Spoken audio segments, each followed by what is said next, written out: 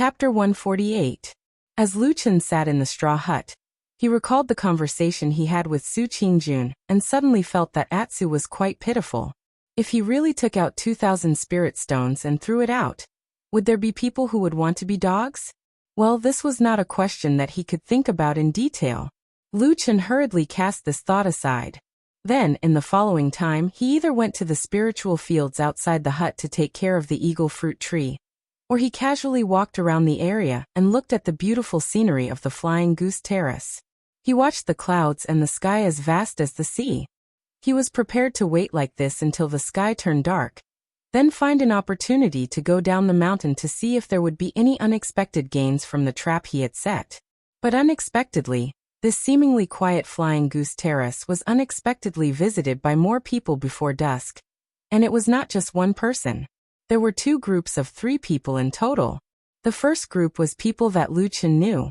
They were Sumo and Su Qian, who had a conflict with He Changxing and the others in the fragrance garden. In view of the previous incident, although Su Qingjun did not show any particularly obvious dissatisfaction, Lu Chen still consciously hid in the straw hut further away. He could not hear the conversation over there, and could only see a little bit of the situation over there through the gap in the window. Similar to the scene when Su Biao came, Sumo and Su Qian also waited at the door for a long time. After about an hour, Su Qingjun finally came to open the door. This slow reaction made Lu Chen almost suspect that Su Qingjun had really reached the Jin Dan realm, and had good hearing and sight. Or perhaps this woman's words and actions did not match, and she was actually trying to show her strength to these people? This is a little strange. Lu Chen leaned against the window and watched curiously. Even if they were family, Su Qingjun's place was completely different from what he'd imagined. She'd only focused on cultivation every day, but it was really different from what he'd imagined. After Su Qingjun came out, she still looked as cold and beautiful as ever. Sumo and Su Qian also seemed to be very respectful towards this big sister, and hurriedly bowed to her. Then, the 3 of them began to talk at the entrance of the cave. Seeing this, Lu Chen suddenly frowned and exclaimed. Something didn't seem right, including Su Biao in front of him. These people were all his blood brothers. Logically speaking, he should at least invite them into the cave abode to drink tea and talk quietly, right? But why were all of them just standing outside the cave? Looking at the expressions of Sumo and Su Qian, it seemed that they were used to this. It seemed that this was the rule of Su Qingjun's place. Lu Chen looked at the cave abode behind Su Qingjun from afar. He saw that behind the stone door was deep and unfathomable, and he basically couldn't see anything. The 3 of them talked for a while. Su Qian was slightly better, but Sumo had an excited expression on her face. She said many things to Su Qingjun, and in the middle, she gesticulated and begged for a while.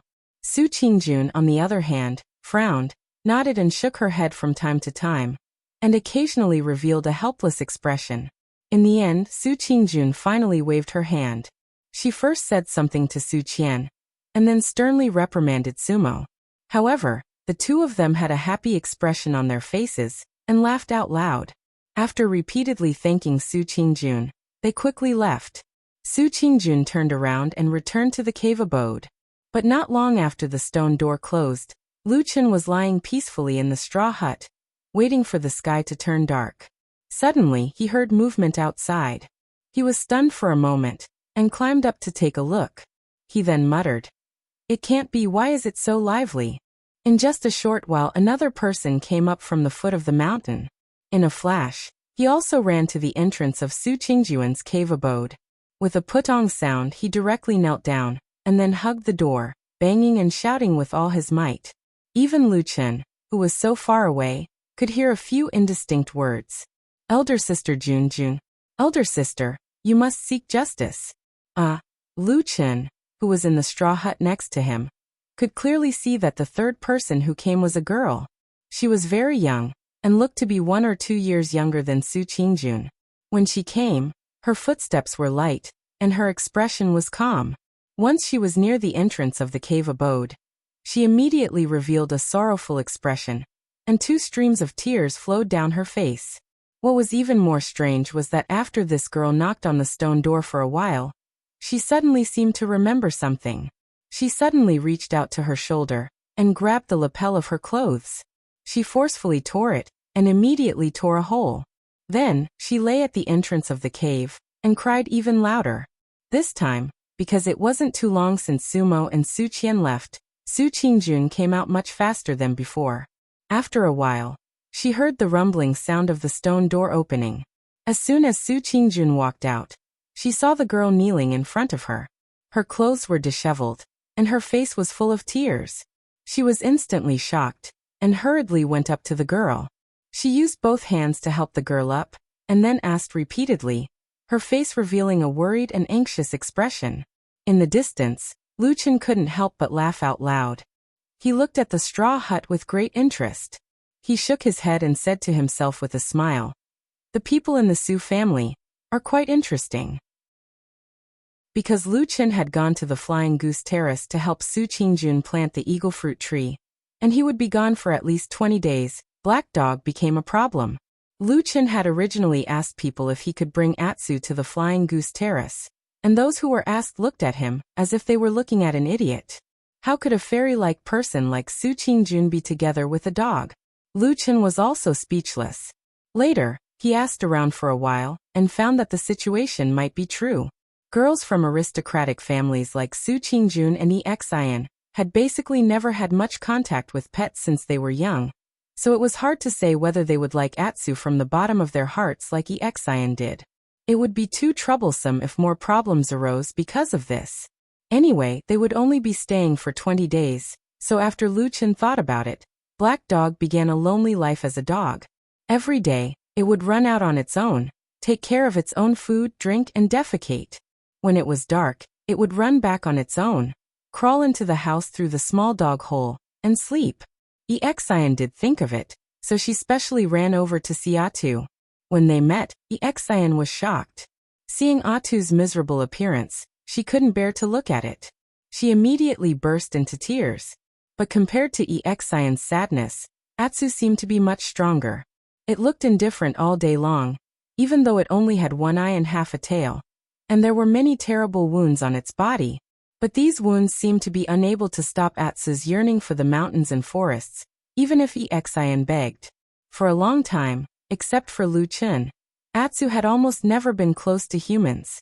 Exian was an exception, and she could talk to it a little bit. But every time Exian wanted to take Atsu away, Atsu firmly refused. It seemed it would rather go back to that cold and lonely house every night and sleep alone, but it also seemed to have incomparable patience, quietly waiting for Lu Chen's return. Unconsciously, this black dog's life and Lu Chen's seemed to have become intertwined, and it was unwilling to be separated. The setting sun shone on Kunwu City. The afterglow of the setting sun shone on a secluded courtyard. This was an unremarkable place in Kunwu City. It had been bought a long time ago, and then it was left alone for a long time. It wasn't until a few days ago that someone suddenly moved in. Since the day the new owner moved in, he had been living in seclusion, almost never going out. The neighbors hadn't seen him for such a long time, nor had anyone come to visit him. The courtyard's gate was so lonely and quiet, as if it wasn't a person living inside, but a soul of nothingness. Until one day, a man suddenly came here, walked into this secluded courtyard, and forcibly pulled the person hiding in the dark outside, letting the rays of the setting sun shine on his body. In the light of the setting sun, that person let out strange roars and sounds of resentment. His entire face was hideous and ugly, like torn rotten meat, and he looked more like a ghost than a human. He forcefully threw his younger brother to the ground. A trace of pain and regret flashed in the depths of his eyes, but his face was filled with extreme anger. He even raised his foot and ruthlessly kicked Hegang a few times. Hegang rolled on the ground, screaming a few times, but he didn't dare to resist in the slightest. Or perhaps it was because he had long lost hope in himself. In front of his only elder brother in the world, he was like a wailing wild dog, shedding painful tears. "What are you crying for?" He suddenly let out a low roar, grabbed Hegang's shirt by the chest, lifted him up, and directly slapped his face. Hegang was slapped until the corner of his mouth was bleeding, but he still didn't make a sound. Looking at Hei in the eyes, there seemed to be only numbness left. "Just beat me to death, big brother." He looked at his handsome, perfect, and his only elder brother in the world, and said bitterly, I only brought shame to you, and even caused you to be insulted and punished. In the end, you were even driven out of the Kunlun party like a dog. Big brother, don't worry about me, let me die. He's face was livid, and he slapped Gang again, causing him to roll on the ground. Then he grabbed him back, and his eyes seemed to be emitting fire. He glared at him and shouted, Look at yourself, what have you become now? If you weren't my brother, I would really want to kill you with one slap. Gang smiled bitterly. If my death can free you, can let you be valued and cultivated by the sect again, then what's the harm in my death? Tears kept flowing down from the corner of his eyes, and he choked. I have a rotten life. It's fine if I end up like this today, but big brother, you clearly have a great future, but I have implicated you, He snorted coldly, but the gaze in the depths of his eyes finally softened. He walked to the side of the stone steps and sat down, then sneered. Why do you think I was able to come out of seclusion, and then come down the mountain to find you? Gang was stunned, and then his eyes slowly lit up with a glimmer of light. Chapter 149. His hideous face suddenly trembled. He glared at He and said, Big brother, could it be that you? He nodded slowly, then looked at Gang and said, The heavens have taken pity on me. I suddenly have a rare opportunity to escape from my current predicament. However, I need you to help me. Gang suddenly sat up with excitement in his eyes. He said, That's great. But his expression suddenly dimmed as he said, But how can I help you in my current state? Before he could finish speaking, he had already interrupted him, and then said in a resolute tone, You are my only brother in this world and I only trust you. Gang's body trembled. He stared at He in a daze. Gradually, his hideous face seemed to brighten up. Even his gaze became somewhat gentle. He clenched his teeth and knelt in front of He. He said, Big brother, if there's anything you want me to do, I'll do it even if I have to risk my life. He glanced at him with a gratified expression in his eyes. He then shook his head and said, You don't have to risk your life, but you have to pay attention to hiding your tracks. For example, when you go out, change your clothes, wear a mask, or something like that. Don't let anyone recognize you. As he spoke, he took out a package from behind him and threw it to Gang. He said, I've prepared everything inside for you. After you go back, dress up a bit and go to all the big shops in the city. Gang caught the package. Suddenly, his eyes flashed and revealed a bit of fierceness. He said, Big brother, are there still people on the mountain watching you?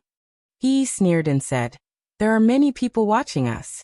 They can't wait for me to do something wrong and fall. There's no need to pay attention to them.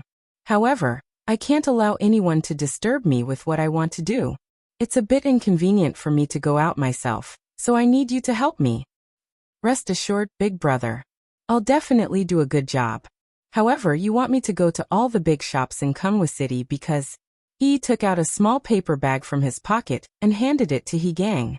Gang received it with some doubt.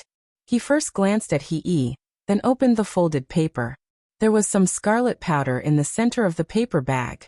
He looked at it carefully, then brought it to his nose and sniffed it. Then he said in surprise, Cinnabar? Yes, you will pretend to be a wealthy customer, and then ask around to find out which shops have been in the city recently, and who has bought this thing in large quantities. Gang nodded, put away the paper bag and said, I understand. He smiled faintly and stood up. He raised his head and looked at the setting sun in the distance. His gaze was deep. A moment later, he suddenly laughed coldly and said, The reincarnation formation needs a lot of cinnabar. Due to the high terrain, the setting sun on Kunlun Mountain actually stayed in sight longer than it did in Kunwa City. Flying Goose Terrace on Xian Peak was a good place to admire the setting sun. The sea of clouds was magnificent, and the afterglow illuminated the sky. The beautiful scenery was enchanting. However, at dusk, no one on Flying Goose Terrace was in the mood to admire the setting sun. The woman who ran to Flying Goose Terrace seemed to be a member of the Su family. At least, Su Qingjun seemed to be very familiar with her. During the tearful complaint, the woman seemed to be saying something to Su Qingjun. It seemed like she was complaining, but it also seemed like she was reprimanding someone. In the end, her eyes were filled with tears. Su Qingjuan's attitude towards this woman was different from how she treated Su Biao, Sumo, Su Qian, and the others. She was obviously more sympathetic. But later, when the woman seemed to make a request to Su Qingjun, Su Qingjun revealed an awkward expression. Lu Chen watched this scene with interest. He recalled the woman's light footsteps and calm expression when she went up the mountain. It formed a sharp contrast with her current appearance of begging with tears streaming down her face. The two women seemed to be in a deadlock. Su Qingjun sighed and said a few words to the woman, pointing at the spiritual fields on this side. Although Lu Chen couldn't hear what she said, he could clearly guess that Su Qingjun was defending him for the eagle fruits. She was referring to him not being able to go down the mountain. Who would have thought that after the woman heard this, she would cry even harder? She even hugged Su Qingjuan's waist and rubbed her head against her, looking like she was about to die. Su Qingjuan's face immediately revealed an awkward expression. She softly advised the woman for a while, but it seemed to be useless. In the end, she seemed to be forced into a corner and shook her head with a bitter smile. She softly said a few words to the woman. The woman's face suddenly revealed a happy expression. She suddenly stood up as if her wish had finally been fulfilled. After hugging Su Qingjun tightly, she immediately walked down the mountain. She walked hurriedly and quickly, as if she was afraid that Su Qingjun would call her back and regret her decision. Su Qingjun silently watched the woman's figure gradually disappear into the distance. Her face also revealed a faint trace of helplessness. In the distance, in the thatched hut, Lu Chen withdrew his gaze and lay down on the bed. He began to close his eyes and rest. The light outside the hut gradually dimmed. It was probably the time for the sun to finally set. Night was coming. It was also at this time that a burst of light footsteps suddenly came from outside the thatched hut, passing by the side of the hut. At this moment, there were only two people on the Flying Goose Terrace. Other than Lu Chen, there was also Su Qingjun. The sky was already dark. Why didn't she return to the cave residence? Why did she come here? Lu Chen sat up and looked outside the hut. He slightly frowned. After a moment of silence, he opened the door of the thatched hut and walked out. The night was about to turn dark. The setting sun in the distance was only left with a golden edge, as if it was still longing for the last bit of light in this world. On the edge of the cliff of the Flying Goose Terrace, there were layers upon layers of black shadows. It was as if the shadows came from all directions. On top of the rocks, Su Qingjun stood alone. The mountain wind blew past, and her clothes fluttered in the wind. She was like a thin leaf that could be blown away by the wind at any time. She was also like a small pine tree planted on the edge of the cliff. No matter how the wind, knives, frost, swords, and time attacked her, under the night sky, she had a feeling that she had weathered the frost and was still fresh in the face of snow. Her figure, like a whisper in the night, was so beautiful that it did not seem like the quiet time of the human world. And looking into the distance, was there some sadness in her eyes? Lu Chen slowly walked over, but when he was about 10 feet away from the figure of the woman, he suddenly stopped. After looking carefully for a while, he turned around again, looking like he wanted to walk back to the thatched hut. "Why don't you come over?" Su Qingjuan's calm voice came from behind. Even though she did not turn around, she seemed to be able to clearly feel what was happening behind her. Lu Chen stopped and looked at her. He saw that Su Qingjun still had the same appearance as before. What he saw was only a beautiful and deep back. "Well, actually, I was a little worried that you would take things too hard and want to jump down," Lu Chen said very calmly. "But now it seems that everything is fine. I was thinking too much, so I plan to go back to sleep now." Su Qingjuan's figure moved slightly, and then she turned around to look at Lu Chen. The expression on her face looked a little strange. She said, "You think I want to jump down?" Lu Chen did not seem to be embarrassed at all. He said seriously, "I think the wrong way. I am sorry." Hearing these words, Su Qingjun shook her head and was silent for a moment. Suddenly she said, "Everyone who came today is from our Su family. You also saw them, right?" Lu Chen thought for a moment and said, "I saw them all."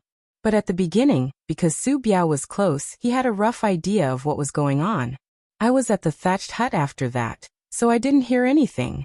I don't know what happened. Su Qingjun nodded slightly. Looking at Lu Chen, her gaze softened a little. After a moment, she said, "You can take the initiative to avoid it and save me some embarrassment. Thank you." Lu Chen looked up and down at Su Qingjun. He thought that this woman was really different from others. Not to mention her beautiful appearance, her exquisite mind was even more clever. She could hear three things from one thing. There was a trace of admiration in his eyes. Then he said, "It is late at night. Should Jisoo be careful? The wind here is cold and dew is heavy. Take care of yourself.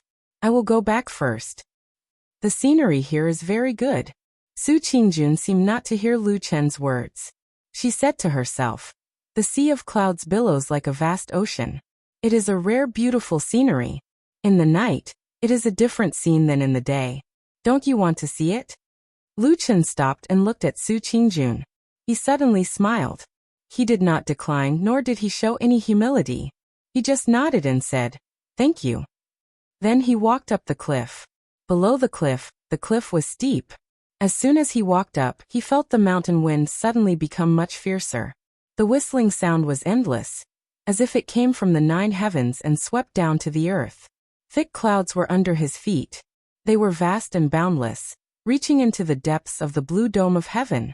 Smoke and dust rose and fell like waves. Where the wind and clouds were, the world was vast. When he looked back, he saw a bright moon rising slowly. It was late at night. He stood by her side. When they stood side by side, their clothes fluttered like messy waves. The feeling of the strong wind brushing against their faces, as if there was a pair of wings under their ribs. Su Qingjun turned around and glanced at him. Her expression was calm, devoid of joy or sorrow. Lu Chen didn't even look at her. His eyes were fixed on the distant sea of clouds, watching the faint moonlight illuminate the vast sea of clouds. It was a magnificent and wondrous scene. He couldn't help but exclaim in admiration, "It really is a beautiful scene." Su Qingjun smiled slightly. She was as beautiful as a lily in the night. Then she also turned to look. The two of them looked at the sea of clouds under the moonlight. They stood together for a long time. Until the moon was in the middle of the sky, Su Qingjun looked away. After a moment, she suddenly said, "I want to go down the mountain tonight." Lu Chen looked into the distance. There was no expression on his face. He said lightly, "It is not worth it." N. Chapter 150. The night wind blew. On the cliff, Su Qingjuan's eyes were clear and bright, like the bright moon hanging high in the sky at this moment, cold but not dazzling. She seemed to have a trace of curiosity. She looked at Lu Chen and asked, "Why do you say that?" "There's a curfew," Lu Chen said. "If someone finds out, your good reputation will be ruined." Su Qingjun looked at him for a moment, and suddenly smiled. She said, "No, what you said just now, that's not what you meant." Then she paused and said, "Could it be that you have already guessed the reason why they came to me today? Except for Su Biao, I still don't know about other people's matters." Lu Chen once again expressed his attitude to Su Qingjun and said, "But I think that most of their matters should not be very urgent. At least for you, perhaps it is not worth breaking the sect rules and going to Kunlun at night." Su Qingjun was silent for a moment and suddenly asked, "Have you ever thought that perhaps it is really a small matter for me, but for others, it may become a big urgent matter?" Lu Chen said, "So you want to go down the mountain?" Su Qingjun nodded and said, "They asked me to do something." "They asked you and you agreed? After all, we are a family." Lu Chen frowned and looked at Su Qingjun without saying anything for a moment. Su Qingjun was also silent for a moment and said, "When Su Biao was here, you may have heard those words. There are too many things in the house, and only I have them. If I don't take care of my brothers and sisters, who will take care of them?" Lu Chen blinked and suddenly looked left and right. Then he looked at the dark abyss at the bottom of the cliff not far away. He seemed to feel a little guilty. Su Qingjun was a little surprised and said, "What's wrong with you?" Lu Chen said, "I want to see if there is a way to escape. Maybe you will kill me later." Su Qingjun was stunned at first, then she burst out laughing and said, "Nonsense, why would I do that?" Lu Chen also laughed and said, In fact, with your identity, you don't need to say so much to a servant disciple like me. Su Qingjuan's eyes flashed like the moonlight in the sky, and she smiled and said, I think you are different from ordinary servant disciples. You are especially smart. After a pause, she seemed to feel that she had not said enough and added, well, you are smarter than many qi cultivation realm, and even foundation building realm disciples I know. Lu Chen immediately took a step back and looked Su Qingjun up and down. He said seriously, you must have something to ask of me. Do you have something to say? Su Qingjun sighed and said, you are indeed a smart person, much better than the brothers in my family. If they were a little more like you, I would not be so annoyed. Lu Chen smiled and said, if your words were to spread, I would not be able to stay on Kunlun Mountain. What are you trying to say? Su Qingjun said calmly, after I go down the mountain, I may not be able to come back in time tomorrow morning. Then, if someone comes looking for me but finds that I am missing, and at the same time, because of the eagle fruit, I should be guarding this flying goose platform to my death. This will be very troublesome. Lu Chen was silent for a moment, then he suddenly smiled bitterly and said, you want me to help you stop people? Su Qingjun said frankly, yes, I have no choice. Right now, there are only the two of us on this flying goose platform, and the eagle fruit tree is there. Even if I go down the mountain, I can't hide it from you, so I can only ask you to help me cover up. Lu Chen nodded and said, no wonder you said such trivial things to me earlier. Su Qingjun said, how about it, can you help me? Lu Chen shook his head and said, I am only an odd job disciple, I don't have that ability. Before he could finish, Su Qingjun had already interrupted him and said, you as an odd job disciple are much better than them. I think you can do it. Lu Chen gritted his teeth in distress and said, this flying goose platform has always been quiet. Maybe no one will come even after half a day. Huh? He suddenly looked at Su Qingjun and frowned. Do many people usually come here? Not really. Sometimes there are many. Sometimes there are only a few days without seeing anyone. Lu Chen snorted and said, there are quite a lot of people. It's a big family. All right. Lu Chen shook his head helplessly, then straightened his expression and said, then there is one last thing. Speak. What if the eagle fruit suddenly ripens tomorrow morning? Su Qingjun suddenly fell silent, and did not speak for a long time. Lu Chen did not rush her, and only looked at her quietly. After a while, Su Qingjun frowned her delicate and beautiful eyebrows and said, why don't you eat it? Lu Chen rolled his eyes and said unhappily, hey, if someone sees this, I'm afraid they will really beat me to death and throw me off this cliff, okay? Su Qingjun looked a little distressed and even used her hand to rub the space between her eyebrows, as if she also felt that this matter was a little troublesome. Then she said to Lu Chen with a somewhat resentful tone, didn't you say that the eagle fruit won't ripen so soon? Lu Chen coughed and said, what if? Su Qingjun thought for a long time and finally waved her hand and sighed. If it's really that unlucky, you can just bury it in the soil and use it as fertilizer. Just don't let anyone see it. All right. Su Qingjun turned around and was about to leave, but at this moment, Lu Chen suddenly called out to her. Su Qingjun turned to look at him and said, is there anything else? Lu Chen said, you forgot to mention the reward. Su Qingjun was startled and said, what reward? Lu Chen looked at her with a strange gaze and said, if I help you with this matter, it's quite risky. Don't you need to give me some reward for helping you with such a favor? I see. Su Qingjun seemed to have a sudden realization and said, so that's what you think. That's fine too. Hey, this should be a matter of course, okay? Lu Chen said to Su Qingjun seriously. Su Qingjun said indifferently, maybe. But in the past, no matter if they're from the Su family or not, they've never asked for anything in return when they help me. At most, I'll just thank them, and they'll be very happy. I'm different from them. Lu Chen snorted coldly and seemed to express some contempt and disdain for those people in the past. Then he said seriously, actually think about it. Those people said they didn't want your reward, but in fact they made you owe them a favor. Favors are the most difficult to repay. If they come to you in the future, will you help them or not?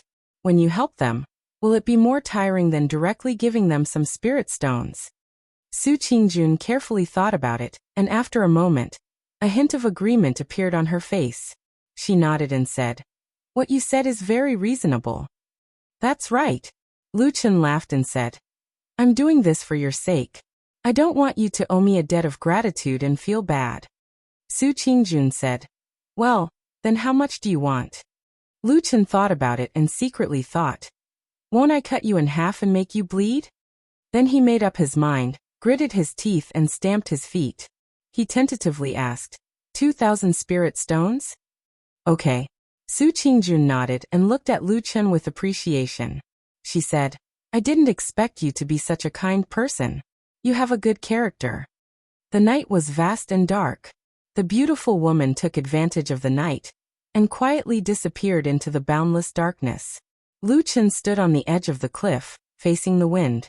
The mountain wind made his clothes flutter, and the biting cold wind swept across his face from time to time. He always felt like he was being slapped in the face. When he looked at the night sky and the bright moon in the sky, he did not know why he felt a sense of loss. Lu Chen let out a long sigh, a look of regret on his face as he muttered to himself. He said to himself, "If I had known, I would have said 20,000. These rich people are really hateful." As he said this, he shook his head and turned around to walk down the cliff. He walked all the way back to his hut and closed the door. The night gradually darkened. In the blink of an eye, about 2 hours had passed. Suddenly, there was a slight movement in the cold darkness on Fian platform. The door of the hut was silently pushed open, and then Lu Chen walked out. Under the moonlight, his figure was never in the light, but hidden in the shadows. He was faintly discernible, moving vaguely toward the mountain road below Fian platform. Not long after, his figure also disappeared into the darkness. That night, Kunlun Mountain was still cold and quiet. Most of the Kunlun disciples had long been accustomed to this kind of work and rest due to the constant curfew for many years. Although there were still guards outside the house where a horrifying murder had occurred a few days ago, it was obvious that the guards were much more relaxed than before. Even people who practiced Taoism would feel uncomfortable in the face of death or the dead. Of course, it was a different story for those who cultivated the evil arts of demons and devils. Lu Chen's figure quietly came to the outside of the house that originally belonged to He Changsheng. He hid in the woods far away and then quietly looked over there. At least from the outside, the house did not seem to have changed. It was as if the indignant servant disciple was still living in it, dissatisfied with many things in this world.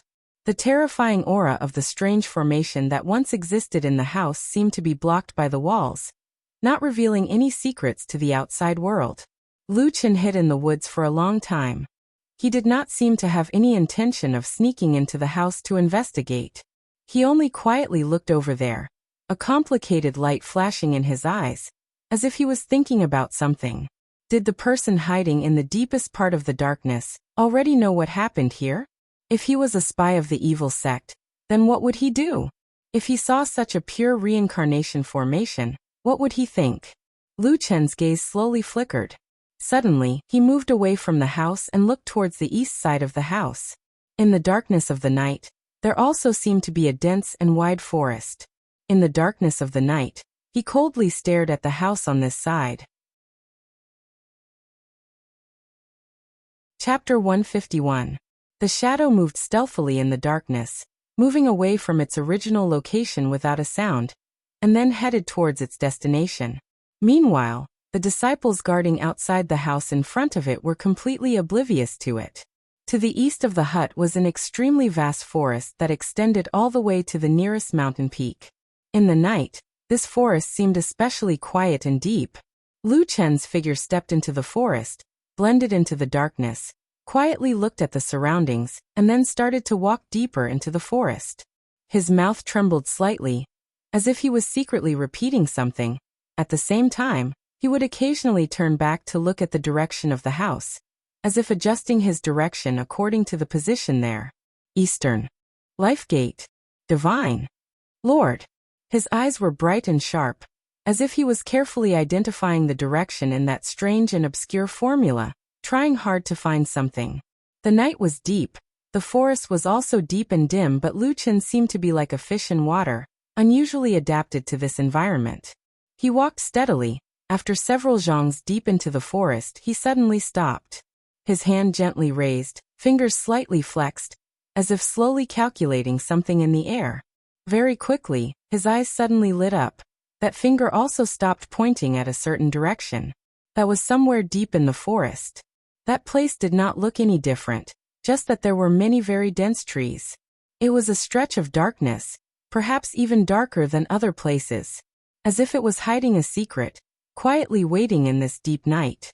Lu Chen took a step forward, but he suddenly paused in midair and slowly retracted his foot.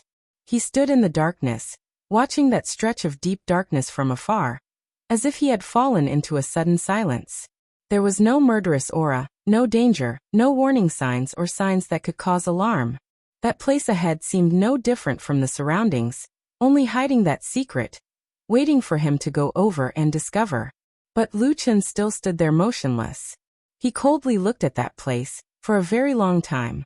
If he wanted to lure the snake out of its hole, then, after seeing the evil sect formation in that house, would there also be someone similarly wanting to know who he was, wanting to find him? Very few people knew about the top and strange methods of the devil cult, but those who knew were definitely not ordinary people. Could such a person have also set up some unpredictable traps? Lu Chen was like a shadow, quietly standing in the darkness. After an unknown period of time, he suddenly turned around and quietly walked away without looking back, not even sparing a glance at the darkness. The night was deep and no one knew what had happened in the boundless darkness. Only the swaying and silent shadows floated around in the sky, adding a bit of desolation to the night. The first rays of the morning sun shone down from the sky, illuminating the thatched hut on the purple cloud peak's flying goose platform.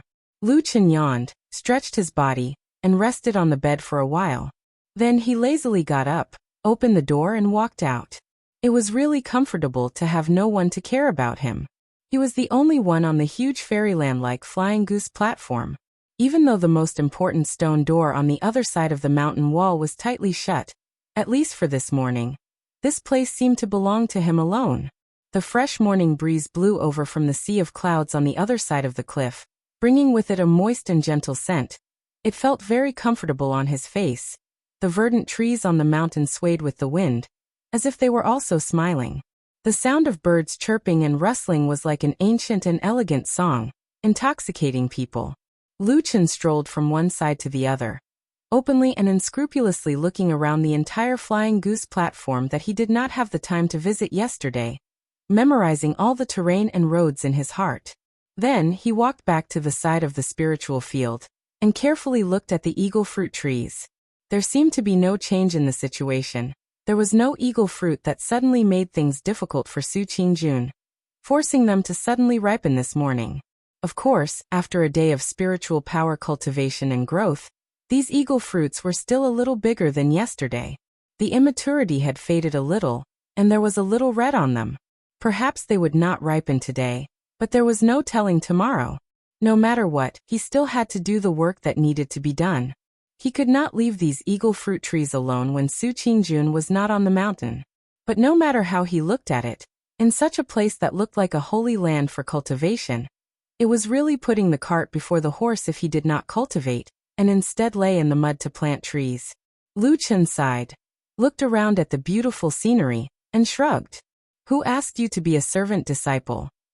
The mountain forest was quiet, and the scenery was beautiful. Time flew by without him realizing it. Lu Chen finished his work in the spirit field.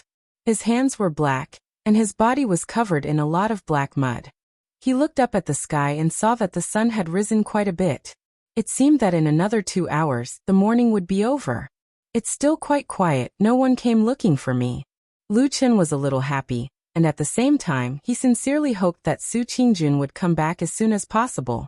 That way, these 2,000 spirit stones would be very easy to earn. Unexpectedly, just as he was secretly happy, he suddenly saw a figure appear on the mountain path below the flying goose terrace, walking quickly in his direction. Damn it! Lu Chen's face immediately became long, and he looked angrily at the figure on the mountain path. He thought to himself, why is this person so disappointing? Can't he let me be happy for a while? Please wait. When the young man on the mountain path was about to reach the Flying Goose Terrace, suddenly a figure jumped out in front of him, blocking the mountain path, and shouted loudly. The young man was startled and could not help but take a step back, then looked at Lu Chen standing in the middle of the road in front of him, and asked in surprise, "Who are you?" Lu Chen's eyes fell on this person's face, and his eyes slightly narrowed. He recognized that this young man was also a member of the Su family. It was Su Wen, one of the brothers of the Su family that had the dispute over the stone garlic that had occurred in the grass garden that day. And besides Sumo and Su Qian, he was one of the 3 brothers of the Su family.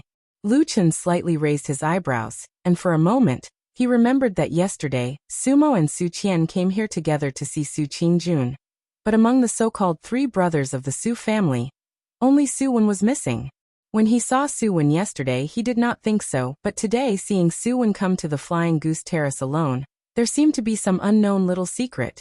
These thoughts flashed past Lu Chen's face, but his expression was calm, and he said to Su Wen calmly, "I am Lu Chen, greeting young Master Su." Su Wen was shocked again and said, "You know me?" Lu Chen smiled and said, "I used to work in the flowing fragrance garden, and I have seen young Master Su. With a talent like you, it is very normal for me to know you." Su Wen made an O sound and looked a little proud, then he waved his hand and said, "We are now on the mountain of Kunlun, and in the sect, there is no need to talk about common names. Let us call each other senior and junior brothers."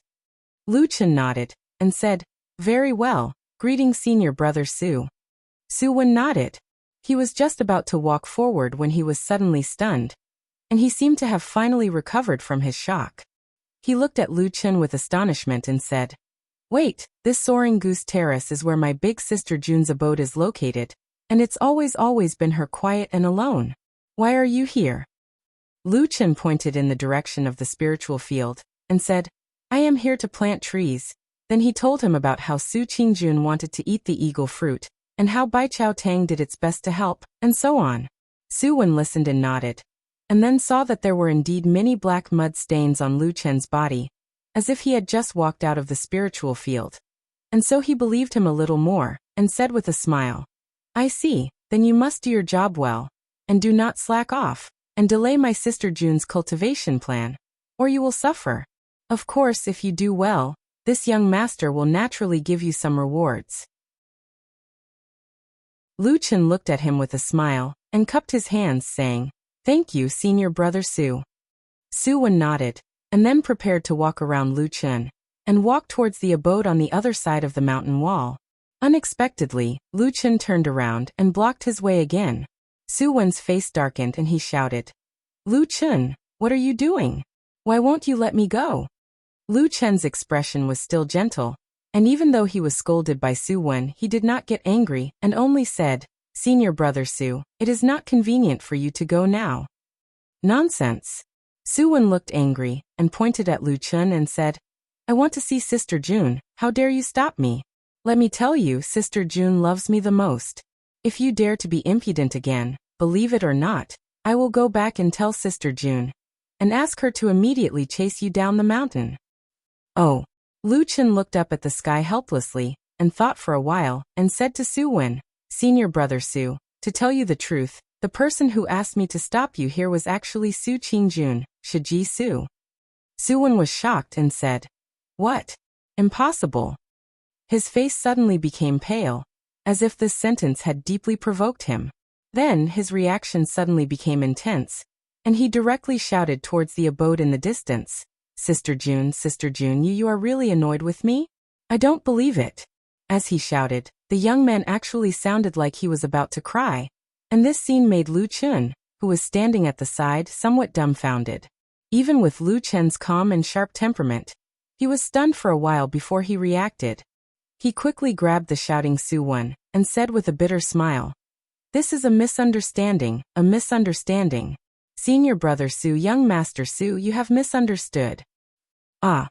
Su Wen looked at him, and asked with a trembling voice, "What Shiji Su means is that today, in order to eat the eagle fruit and prepare for the perfect Jindan realm, she will not see anyone, and no one is allowed to disturb her. That is why she asked me to stop everyone here. He emphasized the last 3 words. Everyone. Suwon became spirited. Yes, everyone. Luchin looked at him with a smile that was not a smile, and said, Senior brother Su, the relationship between you and your brother is really good. Of course. Knowing that he was not detested, Suwon immediately regained his spirit, and even said with a hint of arrogance, Only those 2 idiots, Sumo and Su Qian, refused to follow me. Wait until I get the benefits, and they will be greedy to death. Luchin looked at Suwon's complacent face, and smiled slightly. Chapter 152. But I'm already here. Suwon paced back and forth on the mountain path. After a moment of hesitation, he shook his head and said, I can't come all the way here for nothing. Luchin frowned, but before he could speak he heard Suwon say, How about this, move aside? I'll go and see Sister June. Once she hears that I'm here, she'll definitely see me. With that, Suwon once again strode towards the abode on the soaring goose platform, completely ignoring Luchen's obstruction. Luchin stood to the side and was somewhat speechless.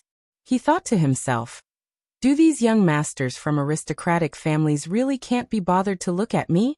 Suwon could be willful, but Luchin had to consider other things. If he were to knock and shout at the door, the fact that Su Qingjun wasn't here might be exposed. Thus, after a moment of hesitation, Luchin hurriedly took a few steps forward. Just as Suwon was about to reach out and knock on the door, Luchin once again stopped him. Suwon's face immediately revealed an unhappy expression. He looked coldly at Luchin and said, Don't you have any self-awareness? Be careful, you're asking for a beating. Luchin glanced at Suwon indifferently and then calmly said, Young Master Su, before you disturb Shiji Su's meditation, I have 2 things to say. If you still want to find her after you hear them, I won't stop you. What do you think? Suwon didn't notice that Luchin had suddenly changed the way he addressed him from Senior Su to Young Master Su. He only revealed an impatient expression, but in the end he still waved his hand and snorted. He said, Say it quickly. Servants like you are the most troublesome. Luchen's eyes paused for a moment on Suwon's finger that was waving in front of his eyes. A dark flame flashed in the depths of his eyes. He then smiled, his expression still gentle. He said, Young Master Su, your reputation is naturally great. When Shiji Su heard that you're here, she should come out to see you. Suwon's face revealed a pleased expression. Luchin couldn't be bothered to look at him, and he continued speaking.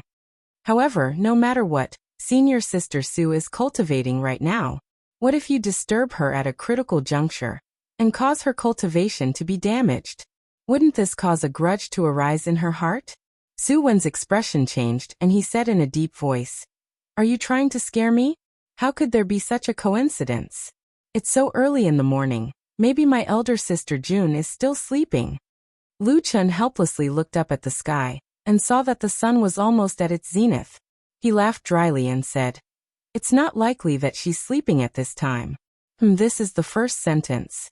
The second sentence is, Even if Shiji Su loves you very much and doesn't bear a grudge, Young Master Su, think about it. Shiji Su is currently carrying the expectations of her family's elders. Even the flaws in her Jin Dan realm need to be eliminated with the eagle fruit. She's such a hardworking person. If you disturb her, with the deep love between you and her, how could she bear to do so? At the end of his speech, Luchen's words were sincere and full of emotion. His eyes shone brightly, as if he was trying his best to persuade Suwon. Suwon seemed to be a little shaken after listening to Luchen's words. He stopped in his tracks and frowned. He hesitated for a while, as if he was really moved by Luchen's words. That doesn't sound wrong. Suwon said to himself, I don't have anything urgent to do. How about I come back after a few days? Luchin smiled and nodded. Suwon thought for a while, and finally made up his mind. He turned around and walked away. But this time he didn't even greet Luchin. It seemed that he was still a little dissatisfied with this ignorant odd-job disciple who blocked his way. Luchin followed him to the side of the mountain path and watched Suwon leave. He then grinned and said, I almost believed what you said. Lu Chen also felt that it was a little funny. He shook his head and turned around, walking towards the thatched hut. When he was not far from the thatched hut, Lu Chen suddenly stopped. He frowned and looked at the spiritual field next to the thatched hut. He saw that on the originally empty ridge of the field, there was now a figure with his back facing Lu Chen. He wore a gray robe with big sleeves and a jade belt around his waist. His hair was gray and white. It seemed that he was not young. At this moment, the old man was holding a large wine urn in his hands. While looking at the eagle fruit trees in the spiritual field, he would occasionally take a sip of wine from the urn. Even from a distance, one could smell the rich aroma of wine. Lu Chen looked at the back of the old man who suddenly appeared. His pupil shrank a little, from the moment Su Wen appeared until now, although his attention was diverted by Su Wen. But this old man silently appeared beside the thatched hut, and he actually did not notice it at all.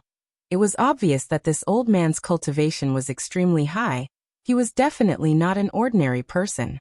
At this moment, the old man in front drank a mouthful of wine and suddenly said, "These 7 eagle fruit trees were planted by you?" Lu Chen looked around and confirmed that there was only him and the old man left on the flying goose platform. He then slowly walked forward and said, "Yes." The old man patted the wine jar and said with some praise, "Well planted." Lu Chen walked to the side of the old man and saw his face. He saw that the old man's face was wrinkled and his eyes were slightly cloudy. Perhaps it was because he had drunk too much. Other than that, he had a very conspicuous red nose. "Senior, may I ask who you are?" Lu Chen asked carefully. The old man looked back at him and suddenly grinned, revealing a few white teeth. He said, "I'm just passing by and came here to take a look." Lu Chen hesitated for a moment, but still opened his mouth and said, "Senior, please forgive me for being blunt. This is the cave of our sect's Jin Dan friar Su Qingjun. Normally only she can cultivate here. With your identity, perhaps you shouldn't come here so casually." The old man's face sank slightly, and he actually seemed to possess a dignified aura. It was truly like the difference between the heavens and the earth when compared to Su Wen from before. It was to the point that Lu Chen felt his heart thump abruptly as vigilance involuntarily arose in his heart. "You dare to speak to me like this? Do you really know who I am?" Lu Chen was silent for a moment and said, "Disciple has been rude, but recently Shiji Su is at a critical juncture in her cultivation, and may need to cultivate quietly. I am doing this because Shiji Su instructed me to do so." As he spoke, he raised his head slightly and said calmly, "We are all from the same sect and have camaraderie. With your cultivation realm, I can only take it as helping the younger generation. When Shiji Su comes out in the future, it will be another good karma. I believe she will remember your kindness. Everyone will be happy, so why not?" Lu Chen smiled and said with a humble expression, "This is just disciple's humble opinion. Please give me your guidance." The old man replied with an "oh," and took another look at Lu Chen. After that, he smiled and even his gaze became much gentler. He said, "Little brat, you have a sharp tongue. You really know how to talk." "Senior is flattering me. I am only doing my duty," Lu Chen said. "But what if I don't want to leave today? What will you do?" The old man suddenly laughed again, as if he was testing Lu Chen. He laughed and hugged the wine jar, looking at Lu Chen with interest. Lu Chen was startled and then smiled helplessly. He said, "Then I can't do anything." "Hey little guy, aren't you very smart? Why don't you think of a way to drive this old man away or trick me?" The old man smiled and seemed to be in a good mood today. Lu Chen said honestly, "You are older than me and your cultivation is thousands of times stronger than mine. How can I use force? In the face of such a huge difference in strength, what was the use of these little tricks? It will only make a joke if I say it. It is better to be honest." The old man laughed heartily, seeming to be very carefree. He took a big gulp of wine, and a blush flashed across his face before disappearing in an instant. He smiled at Lu Chen and said, "Let me tell you actually." Before he finished speaking, he suddenly frowned and stopped. At the same time, Lu Chen also sensed something and turned his head to look. After a moment, both of their gazes saw that on the mountain path, another figure appeared. The figure was hurriedly and quickly walking towards the flying goose platform. The old man's face darkened. He suddenly cursed and said, "Damn it! What is wrong with the Su family? There are so many damn people. There is no end to it all day." Lu Chen was startled. He did not seem to think that with the old man's status, he would actually curse so unscrupulously. He could not help but look at him. The old man seemed to feel Lu Chen's gaze. He rolled his eyes and said to Lu Chen, "Little guy, listen to me. If you can get rid of this person, I believe it will be of great help to the owner of this place." Lu Chen looked at him strangely and said, "If you really don't like this person, just scold him and it will be enough. Naturally that person will be scared witless and run away. Why go through so much trouble? Moreover, I may not be able to get rid of him." The gray-haired old man glared at him and said unhappily, "If I could show up, I would have already beaten these useless people to the point that even their parents wouldn't be able to recognize them. It's either that June girl is soft-hearted, or that she can't bear to part with these useless things. Forget it, let's not talk so much. Actually, even if I didn't come, you would still stop them, right?" Lu Chen thought for a moment and said, "I still have to stop them. But whether I can stop them or not is another matter." "Stop them, stop them." The old man laughed and said, "These useless people are useless. They only know how to lie on June girl's body all day as if they are sucking her blood. I feel disgusted just looking at them. Get rid of them and give June girl some peace and quiet. I will naturally thank you." "And thank me?" Lu Chen's eyes lit up and he immediately said seriously, "What are you talking about, senior? I am not that kind of person." After saying that, he turned around and strode towards the mountain path. Chapter 153. The person who came was a youth, about 16 or 17 years old. He looked to be about the same age as Exin, but his temperament was completely different from the cheerful and lively Exin. This youth's face was fair without any facial hair. His appearance could be considered handsome, but for some reason, there was a rather feminine aura between his brows. Even the way he walked had a slightly swaying appearance of a girl. When Lu Chen saw this, he was momentarily stunned, and the words that he originally wanted to say were stuck in his throat. The youth also saw Lu Chen suddenly standing in front of the mountain path, blocking the way. He frowned his slender eyebrows, stopped walking and said to Lu Chen, "Who are you?" It would have been better if he hadn't spoken, but the moment he spoke, Lu Chen immediately felt goosebumps all over his body. As it turned out, this youth's voice was actually very feminine. It didn't have the rough tone of an ordinary man, and sounded almost like a girl. "I am Lu Chen. Young master, are you also here to find Su Qingjun Shijisu?" Lu Chen quickly controlled his emotions, coughed, and then opened his mouth to ask, "Yes."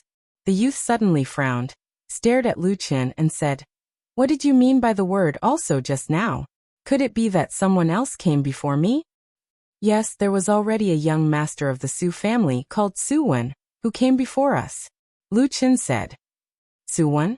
The youth snorted, as if there was some disdain on his face. He then walked forward, and at the same time said, "I am also a member of the Su family, called Su Tong, Sister Jun's 8th brother. Step aside, I have something to see her about." Su Tong took 2 steps forward, and suddenly stopped, because he found that Lu Chen was still blocking the mountain path, and had no intention of letting him pass.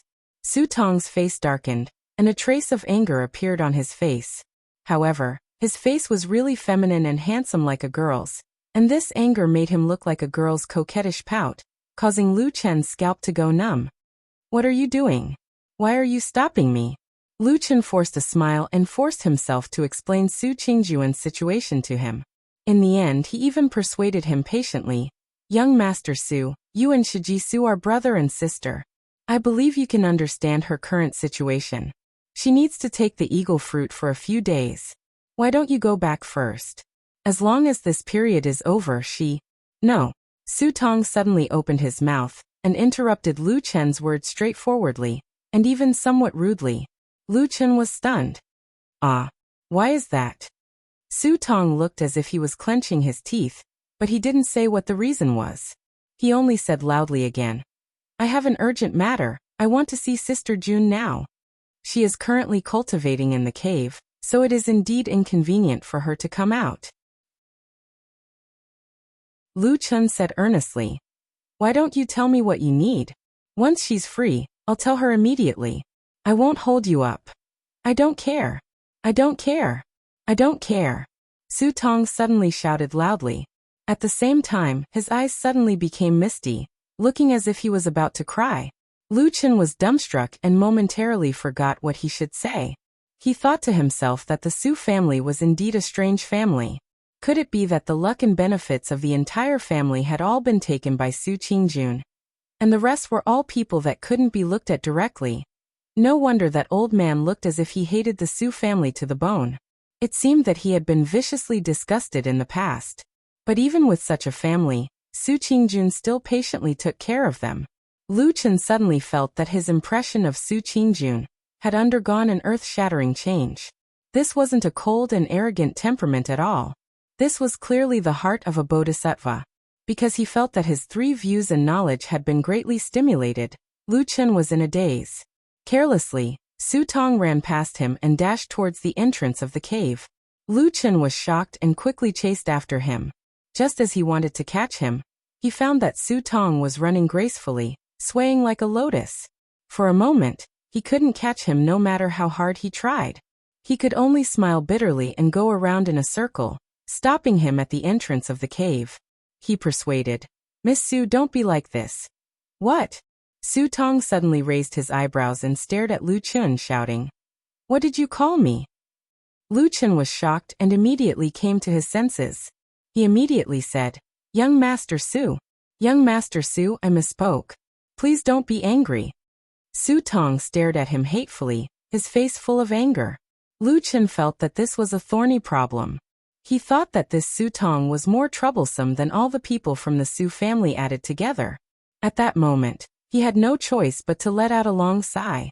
His expression bleak, he said, I forget it. In any case, I have tried my best. Even if Shiji Su is punished because of this, I don't think she can blame me. As he said that, he shook his head and took 2 steps to the side, giving way to the cave's stone door. Su Tong snorted and stretched out his hand to slap the stone door. But just as his palm was about to land on the door, he suddenly retracted his hand. He frowned and looked at Lu Chun. His face revealed a suspicious expression. He said, Tell me clearly, why would Sister Jun be punished? Lu Chun nodded and said, Shiji Su is a heavenly genius. At such a young age, she has already surpassed all others in cultivation. The speed at which she advanced to the Jin Dan realm is unprecedented.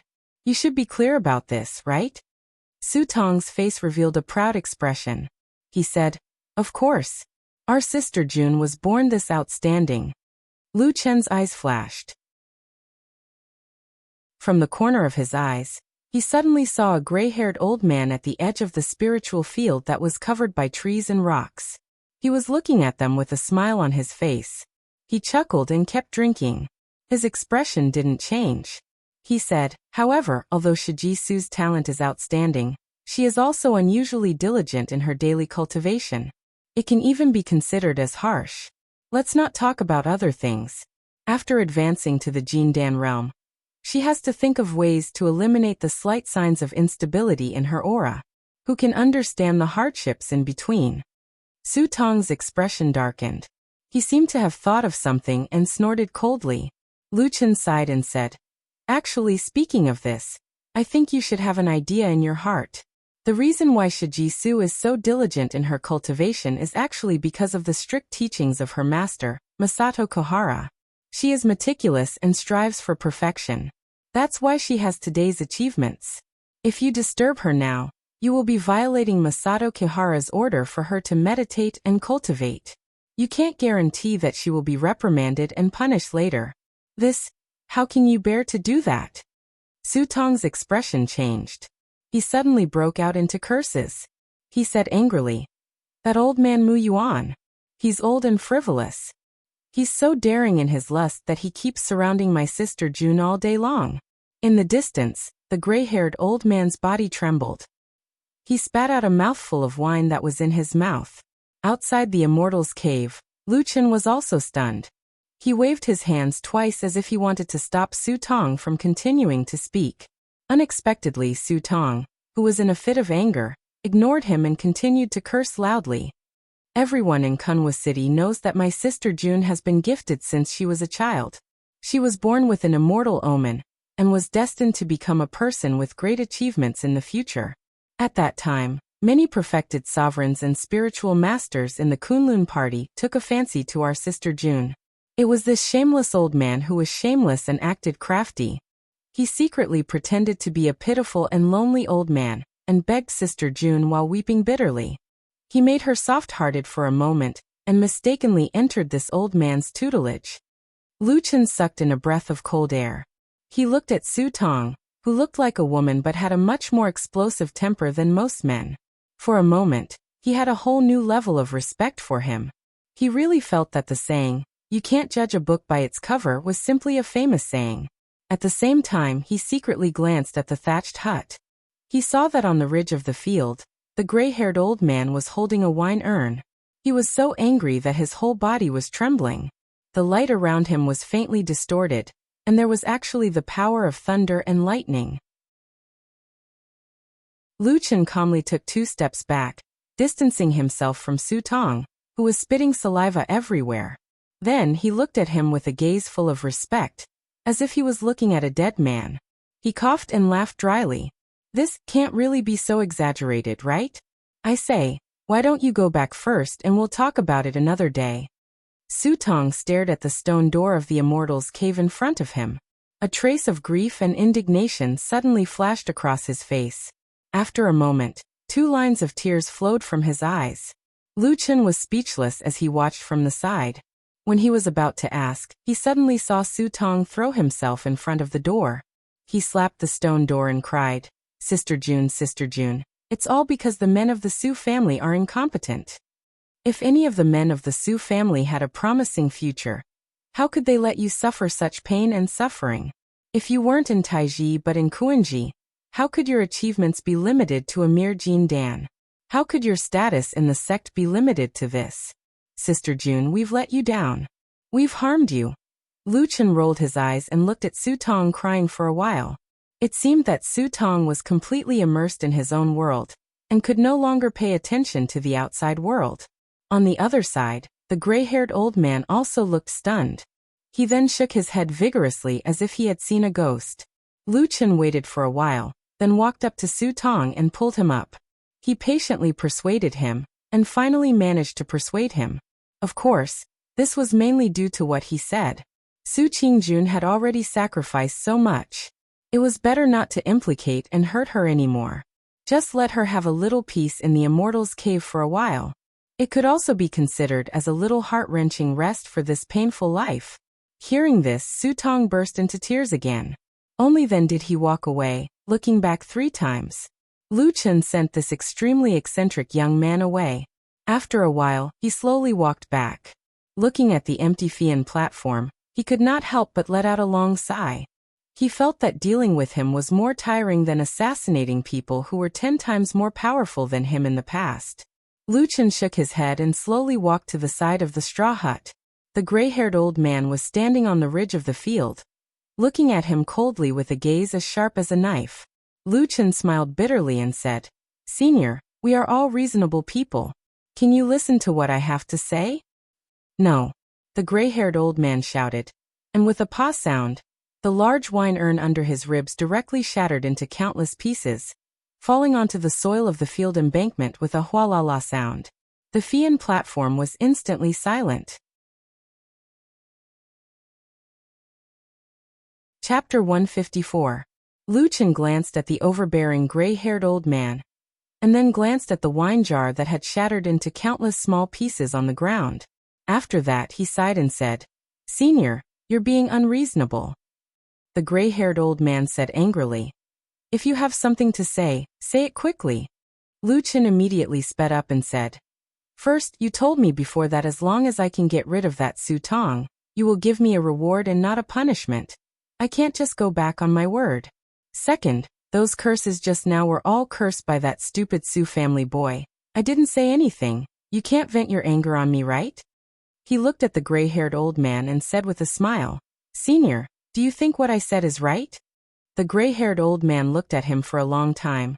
The anger on his face suddenly eased, and there was a bit of admiration on his face. He said with a smile, "You kid, you are a bit interesting. From what you said, it seems like you have already guessed my identity." Lu Chen said, "Yes, I guessed a little before, but I didn't dare to confirm it, but it should be more or less right now." As he said this, he bowed and said seriously, "I pay my respects to Masato Kohara." Masato Kohara was Su Qingjuan's Shirzuan. He was also a Yuanying Jinren with extremely high cultivation in the Kunlun party. At the same time, he had another more sensitive identity. That was the leader of the Tieji branch of the Kunlun party. His position in the Kunlun party was extremely high. The gray-haired old man clapped his hands and said, "Interesting. Tell me, how did you know my identity?" Lu Chen said with a respectful expression, "Senior is fond of fine wine. This disciple has heard rumors before." The gray-haired old man nodded, but then said, "But just based on this, I'm afraid it's not justifiable." Lu Chen said, "There is another matter here and now. Su Qingjun, Shiji Su is now one of the most outstanding geniuses in the sect. Everyone in the sect knows how much you value her. This is an important moment of cultivation. Logically speaking, the other spiritual masters should avoid arousing suspicion, and shouldn't appear here. Only you, senior, can avoid suspicion. Comparing the two, I think senpai is most likely Masato Kohara." The gray-haired old man stared at Lu Chen for a moment, before he finally nodded his head and said, "Well said. Such quick thinking. It's a pity that you don't have a good aptitude, and can only be a service disciple. What a pity." Lu Chen smiled and said, "It's all natural. There's nothing we can do about it." The eccentric Yuanying Zhenren, who was said to have shouldered all the dangers by himself, did not seem to have any unreasonable actions. He turned around and flicked his sleeve, and the broken pieces of the wine urns on the ground flew up and gathered into a pile. He sat down again on the ridge of the field, and beckoned to Lu Chen, saying, "Come and sit." Lu Chen walked over, and sat down beside him. Masato Kihara looked at him. The admiration in her eyes increased, but there was even more regret. Of course, this kind of gaze and emotion only flashed past. He smiled and said, "When I was angry just now, why didn't you show any fear? How did you see that I'm not angry?" Lu Chen paused, then pointed to the pile of broken pieces and said, "That wine urn is broken, but the wine inside did not spill out. You crushed it after drinking all the wine, right?" Masato Kihara laughed and nodded repeatedly. "June girl really has good taste. She actually chose such a quick-witted person like you to come over." Lu Chen smiled and said, "Senior, you flatter me. You should stay here for a long time. If there's anything, help to fend off those Su family people, so that June girl can also relax. Otherwise, it will be too hard for her to be troubled by these trivial matters all day long." Lu Chen hesitated for a moment, then said, "Thank you, senior, for your kind intentions, but this matter will most likely need to be decided by Shiji Su herself. After all, Flying Goose Terrace is her place of quiet cultivation. If she herself does not like outsiders here, then no one can do anything about it." Masato Kihara nodded slowly. Although he was the Shirzuan, it seemed that he really doted on his talented disciple, Su Qingjun. He would not casually come over and tell her what to do. Lu Chen suddenly smiled and said, "Actually, with your power as a Zhenren, it won't take much effort to drive away those strange disciples of the Su family. Why do you need to go through so much trouble?" Masato Kihara rolled his eyes and snorted coldly, "Nonsense. How can I not know about this matter? But isn't this because I have misgivings? June girl has a kind heart. She has always felt that she is born of the Su family, and has received the full support of the Su family. So, she has always wanted to take care of that big family. So all these years, those good-for-nothing fellows have all pestered her for countless trivial matters, big and small." Lu Chen pondered for a moment and said, "Although this is reasonable, but in this disciple's opinion, it is necessary to be more respectful and filial to the elders who are valued by the family. As for the many troublesome youngsters below, it is not a problem to help out when there is an emergency. But if there is an excessive request, it is also possible to decline." Masato Kihara slapped his thigh and said loudly, "Isn't this the reason? Unfortunately, I have spoken to June girl a few times. She has verbally agreed, but when she cries and begs those good-for-nothings in the family, her heart has repeatedly softened. I also can't do anything about her. Lu-chan smiled and didn't answer.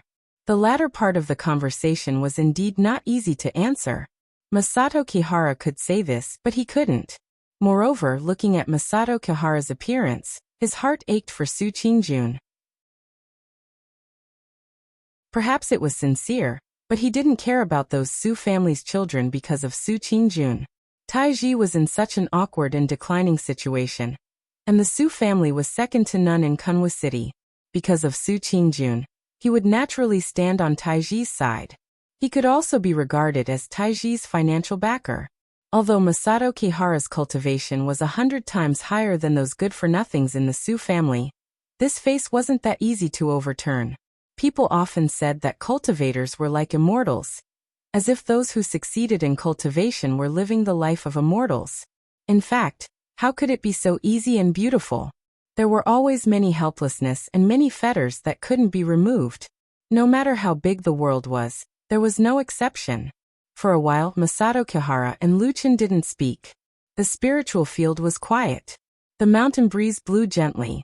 Looking from behind, the two of them, one old and one young, sat side by side on the ridge of the field. They looked very harmonious, and it was impossible to see that there was actually a world of difference in status between the two. After sitting for a while, Masato Kihara suddenly shook her head and sighed softly. She stood up and patted her buttocks, saying, "Forget it. I don't care about these dog skin and stove matters anymore. Go and call Qingjun out. I'll see her and give her a few words of advice before I leave." Lu-chan was startled and looked at Masato Kihara in astonishment. After waiting for a moment, Masato Kihara suddenly found that Lu-chan was still standing in place. She couldn't help but frown, saying, "Why aren't you going?" For a moment, Lu-chan only felt a headache. If those people from the Su family ran over to pester Su Qingjun, he could still block them. But this person in front of him was Su Qingjun's master, and the famous Yuanying spiritual master. How could he block her? After a moment of daze, Lu-chan smiled bitterly, saying, "This senior sister Qingjun, she's meditating." Nonsense. As expected, Masato Kihara scolded back without thinking. Looking at him with a contemptuous expression, she said, "I'm her master. How can I not know her situation?" These words can only deceive the Su family's inexperienced trash. It's just eating some eagle fruit. Why meditate? Just eat and sleep every day. When the time comes, just take the fruit and swallow it. There's no need for so many things. Go and call her out. Lu-chan smiled awkwardly, groaning inwardly. In this instant, thousands of ideas flashed through his mind, but none of them could solve the current predicament and send the old man away. He had no choice but to turn around and slowly walk toward the cave residence's stone door. He shook his head inwardly and smiled wryly as he thought, "Su Qingjun, you're just unlucky. Who knew that even your master would come looking for trouble with you today? This is really unstoppable." Behind him, Masato Kihara was a little anxious. Frowning, she said, "Hey kid, weren't you so smart and capable just now? Why are you walking so slowly? Is something wrong?" Lu-chan was startled. These Yuanying geezers were all as cunning as ghosts, able to sense the slightest thing wrong. He didn't dare to delay any longer, but he still couldn't think of a solution as he walked to the cave residence's door. Standing in front of the stone door, he subconsciously reached into his bosom. The yellow stone talisman was still lying there quietly. However, Lu-chan quickly put his hand down and coughed. Imitating the Su family disciples, he began banging on the stone door with force, calling out in a clear voice, Shijisu, open the door, your master is here." Unsurprisingly, the stone door stood tall and unresponsive. Lu-chan looked back, and saw that Masato Kihara was also walking over with a frown. He coughed once and smiled at Masato Kihara. Then, pa, he continuously banged on the stone door. The movement was not small and the sound was very loud, but the stone door did not open. After a while, Lu-chan somewhat helplessly turned his head to look at Masato Kihara and said, "Senior, you see, perhaps Shijisu is really meditating at the moment. Why don't we not disturb her?" "Meditating my ass. Spiritual Master Muyuan seemed to speak very naturally in front of an insignificant servant disciple like Lu Chun. He casually scolded him, but then a suspicious look appeared on his face. He looked at the stone door and muttered to himself in a low voice, "But could it be that this girl's old habit is acting up and she's sleeping in again?" "Sleep in what?" Lu Chun didn't hear clearly and asked. "What did you say? Who likes to sleep?" "Nothing like that," Masato Kihara flatly said. Then his eyes turned and he waved his hand, saying, "Get out of the way, I'll go in and take a look myself." "Ah, Senior, this isn't too good, right?"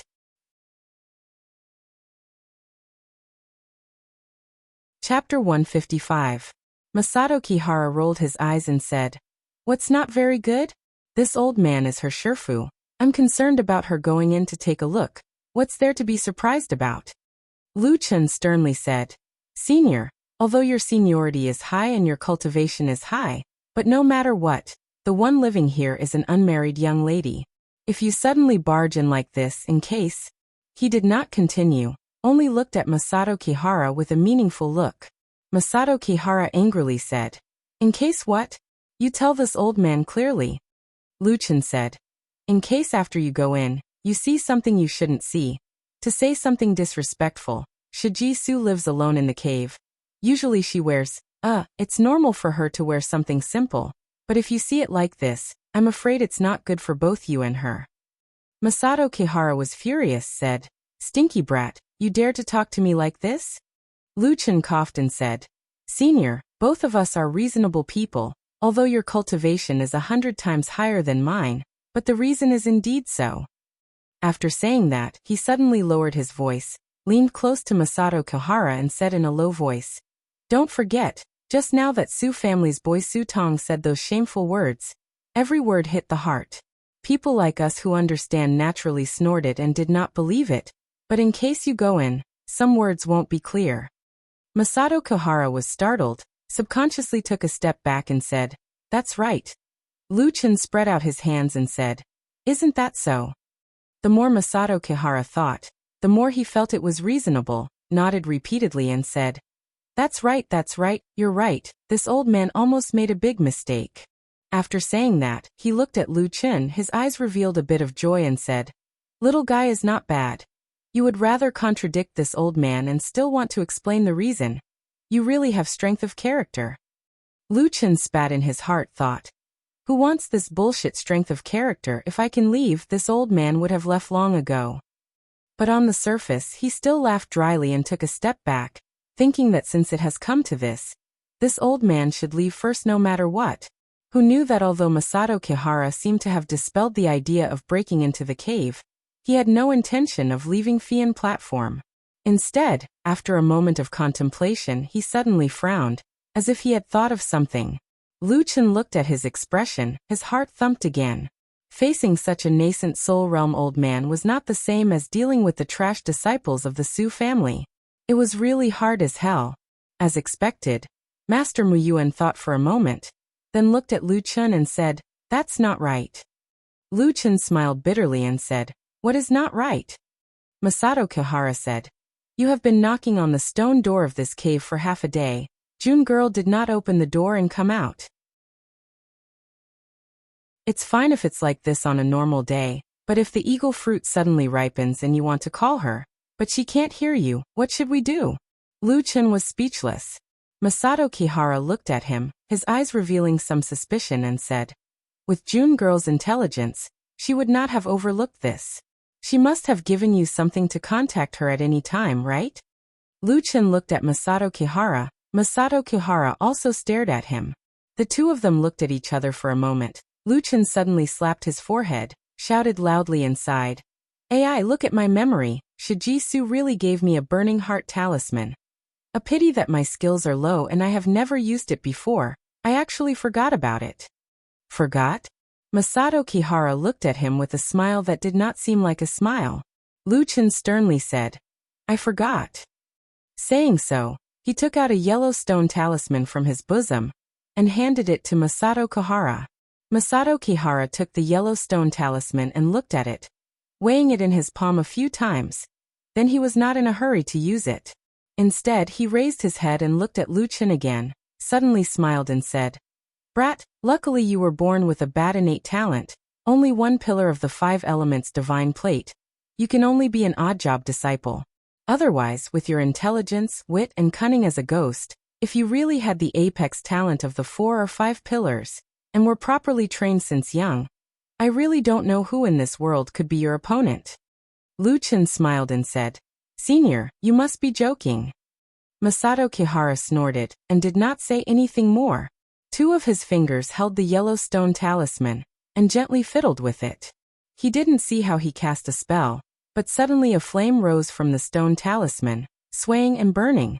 The flame was not big, and the temperature was not high, but it looked very bright. It only flickered for a moment, then quickly dimmed. Masato Kihara looked at Luchin.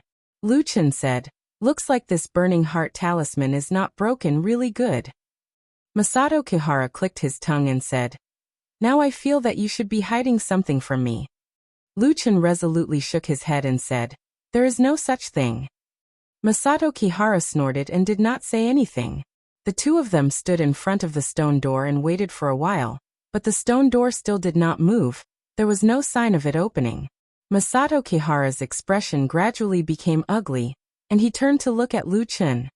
He saw that Luchin was staring at the stone door, as if there was the most wonderful and strange thing in the world on the stone door attracting his attention, completely ignoring the wind and grass around him. Masato Kihara's face was cold, and he said, "What is going on? If you don't explain clearly to me, be careful I—" Before he finished speaking, they suddenly heard a rush of wind coming from above, mixed with a sharp whistling sound.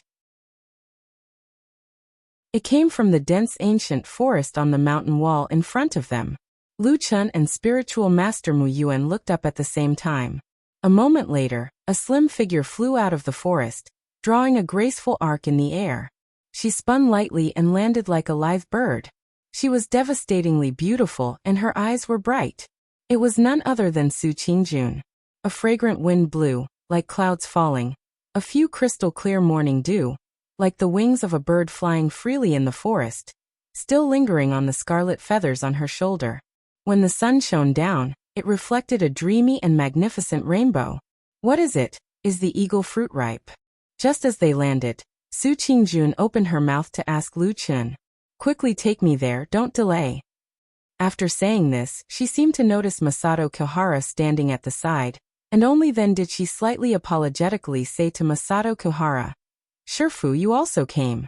But wait a moment, the eagle fruit is ripe. I am in a hurry to eat it first. I will come to greet you later." Masato Kihara opened her mouth, but didn't say anything, while Luchin stood at the side, not moving a single step, as if he hadn't heard anything. Su Qingjun took 2 steps forward, then immediately turned her head back with some surprise, looking at Luchin saying, "Luchin, what is it? Didn't you say that you would only use the heart-burning talisman to call me back when the eagle fruit is ripe? Why haven't you left yet?" Luchin remained silent, only looking at Masato Kihara. Masato Kihara was a bit embarrassed, coughing once and said, Qingjun, this eagle fruit is not ripe yet."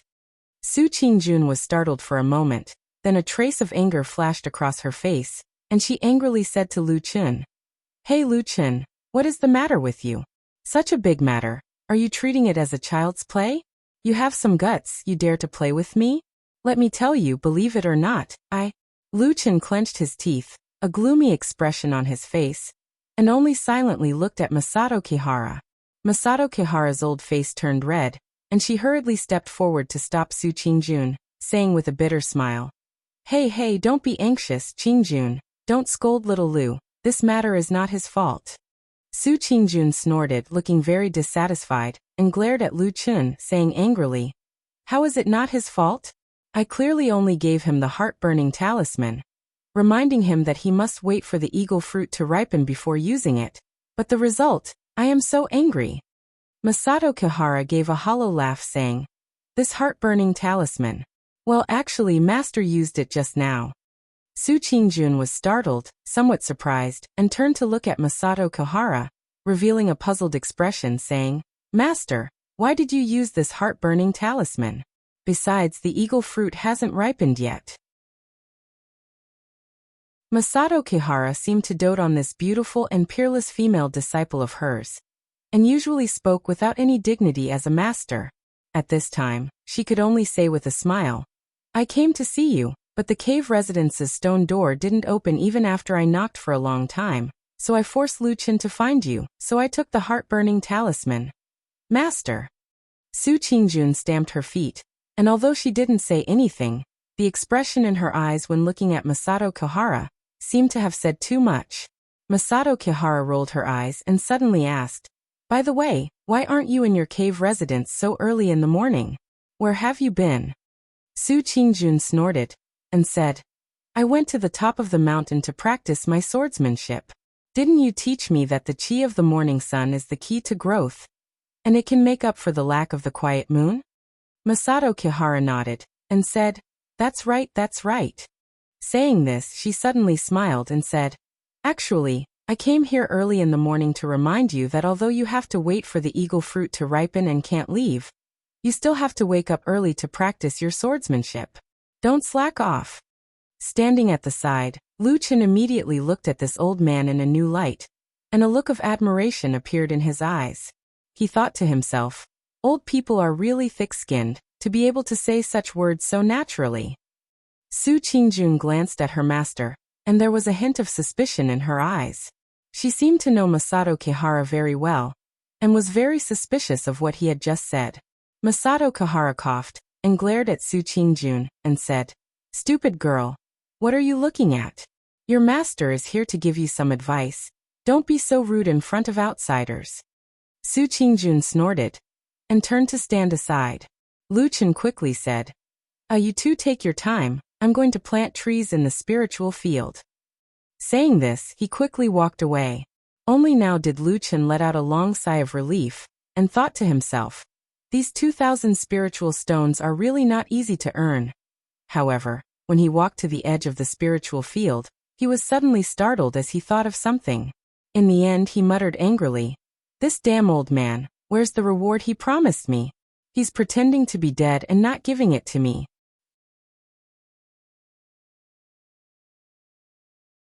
Chapter 156. Lying on the bed in the hut, Luchin used his hands as a pillow.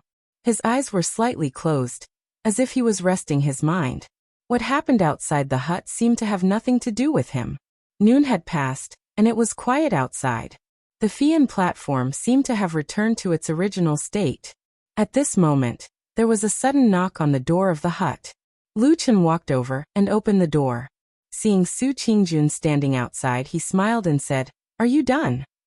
Su Qingjun smiled and said, "Yes, my master has left." Luchin breathed a sigh of relief and nodded. Just as he was about to speak, he looked at his shabby hut and said, "This hut is small and shabby. It's too crowded for two people to stand. I won't invite you in." Su Qingjun glanced at his hut, and was slightly startled. She said, It's not very good." Luchin rolled his eyes and said, "This hut was built on your Fian platform. Don't you know?" Su Qingjun said, "I really didn't know. This hut was built by your Baichao Tang people. You see, I can't possibly build a hut for you to live in, right? Besides, I really don't know how to do this." Luchin nodded. He thought that if it was really Su Qingjun, this hut might be spacious and comfortable. It was just that the Baichao Tang people looked down on the odd job disciples. The eagle fruit tree had to be taken care of, but of course, no one cared about his hut. It was good enough to have a place to lie down. However, the two of them felt a little awkward talking to each other through a door. Thus, Luchin simply walked out of the thatched hut. The two of them stood on the ridge of the spirit field. A few cool breezes blew past, and white clouds floated in the distance. It made them feel refreshed all of a sudden. "When did you come back?" Luchin asked Su Qingjun. Su Qingjun said, "Just now." Luchin clicked his tongue and said, "Then when you activated the heart-burning talisman just now, I arrived just in time. I took a detour to the back of the mountain and came down." Luchin nodded and said, "Did I tell you before that you're actually very good at lying when you're serious?" Su Qingjuan's fair cheeks blushed slightly, and she said angrily, "Nonsense, there's no such thing." Luchin laughed, and then told her about what happened in the morning. After listening, Su Qingjuan's face showed a trace of apology and said, "It's really been hard on you, but I really didn't misjudge you. You really are smarter than them." After a pause, Su Qingjun continued, "The spirit stones are in the Immortal's cave. I don't have them on me right now. I'll go back and get them for you later." Lu Chen smiled and waved his hand, and with a carefree expression he said, "You're too kind. How can I not believe you? You can get them whenever you want. There's no hurry." Su Qingjun looked at him and said, "You're really not in a hurry?" Lu Chen said seriously, "No, it's very urgent." Standing at the edge of the field, the mountain breeze blew past. For some reason, probably because the burden on her mind was gone, Su Qingjun had a rare smile on her face and looked relaxed. She looked at the eagle fruit trees and asked, "How are the eagle fruits?" Lu Chen said, "You're really lucky. There were no accidents and no fruits ripened. But I estimate that from tomorrow onwards, there will be eagle fruits that will ripen. I'll keep an eye on this place. Do you?" Su Qingjun smiled sweetly and said, "I know. I won't go anywhere other than Flying Goose Terrace." Lu Chen said, "Really?" Su Qingjun said, "Look at what you're saying. I've already said all that. Why do you still look like you don't believe me?" "Because you said the same thing yesterday, and then secretly ran away last night." Su Qingjun was speechless for a moment. After a while she smiled and said, "Wasn't it because I had urgent matters to attend to? Anyway, now that the urgent matter is over, I really won't leave." Why are you looking at me like that?" Lu Chen stared at Su Qingjuan's beautiful face, and after a while he nodded and said, "In the past, I always thought that you were always cold and arrogant. Who would have thought that after getting to know you a little, I would find that you're actually quite easygoing." Su Qingjun was also slightly startled, and then she felt a little strange in her heart. Other than her own Su family members, this was actually the first time that she had spoken so much to a lowly odd job disciple. She was also a little hesitant, but then she heard Lu Chen say from the side, "In that case, I have a few words that I don't really want to say, but I don't know if you want to hear them?" Seeing that he was speaking seriously, Su Qingjuan's expression also became somewhat serious. After a moment of silence, she said solemnly, "Please advise me." Lu Chen shook his head and said, "It's not really advice. I'm just an odd job disciple, and I don't dare to have that kind of thought. It's just that in my opinion, you have too many relatives in your family. In the 20 days that you've eaten the eagle fruit, I think it's very difficult for you to guarantee that no one will come looking for you again, right?" Su Qingjun was silent. If at that time they cry incessantly, saying that they've encountered a huge problem and only you can help solve it, what will you do? Lu Chen looked at Su Qingjuan's beautiful face and said lightly, "At that time, will you go down the mountain or not? Are you sure there won't be any problems with this choice?" Su Qingjun was silent for a long time. Then she smiled bitterly and said softly, "I don't know." Lu Chen looked at her for a while, then suddenly smiled and said, "You've been tired for the whole morning, go back to sleep." After saying this, Lu Chen turned around and walked back to the thatched hut. Seeing that somewhat shabby wooden door close in front of her, Su Qingjun slightly lowered her head. The excitement and joy from rushing back in time suddenly disappeared for some reason. She stared blankly at the thatched hut, then looked at the eagle fruit tree in the spirit field. After a while, she silently turned around and walked towards the cave in the distance. The Fian Terrace was very quiet in the afternoon. In the blink of an eye, it was dusk, and the afterglow of the setting sun shone down. Lu Chen suddenly saw a gap in the window next to him, and then a woman stood outside and said, "I have a very delicious spirit fruit here. Do you want to eat it?" "Yes." Lu Chen jumped up. Under the setting sun, the Fian Terrace was covered with a layer of red coat. Lu Chen and Su Qingjun sat side by side on the ridge of the field, a little distance apart. There was a plate in the middle of the ground, on which there were 8 or 9 bright red spirit fruits like peaches, and there were 4 or 5 fruit pits on the ground next to them. Lu Chen was holding a spirit fruit in his hand, and he was chewing it. Su Qingjun looked at him, and the expression on her face changed from a little surprise to a little amusement, and then she really laughed and said, "You really don't have to be polite?" Lu Chen said, Nonsense, I usually can't eat these spirit fruits. Why would I let go of this opportunity? You're really interesting. I'm a little different from others. How is it different?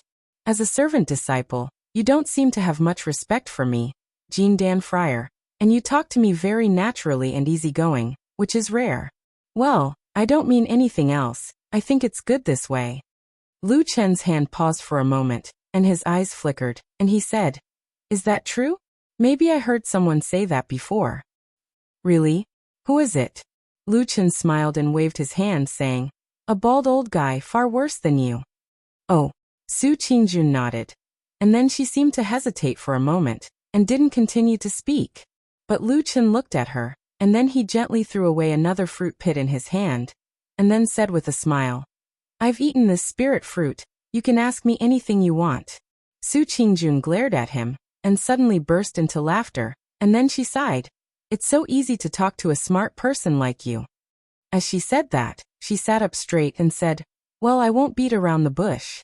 What you said to me at the end of the day, I actually understand that it's a big problem, but well, anyway, it's a bit difficult, and I don't know what to do.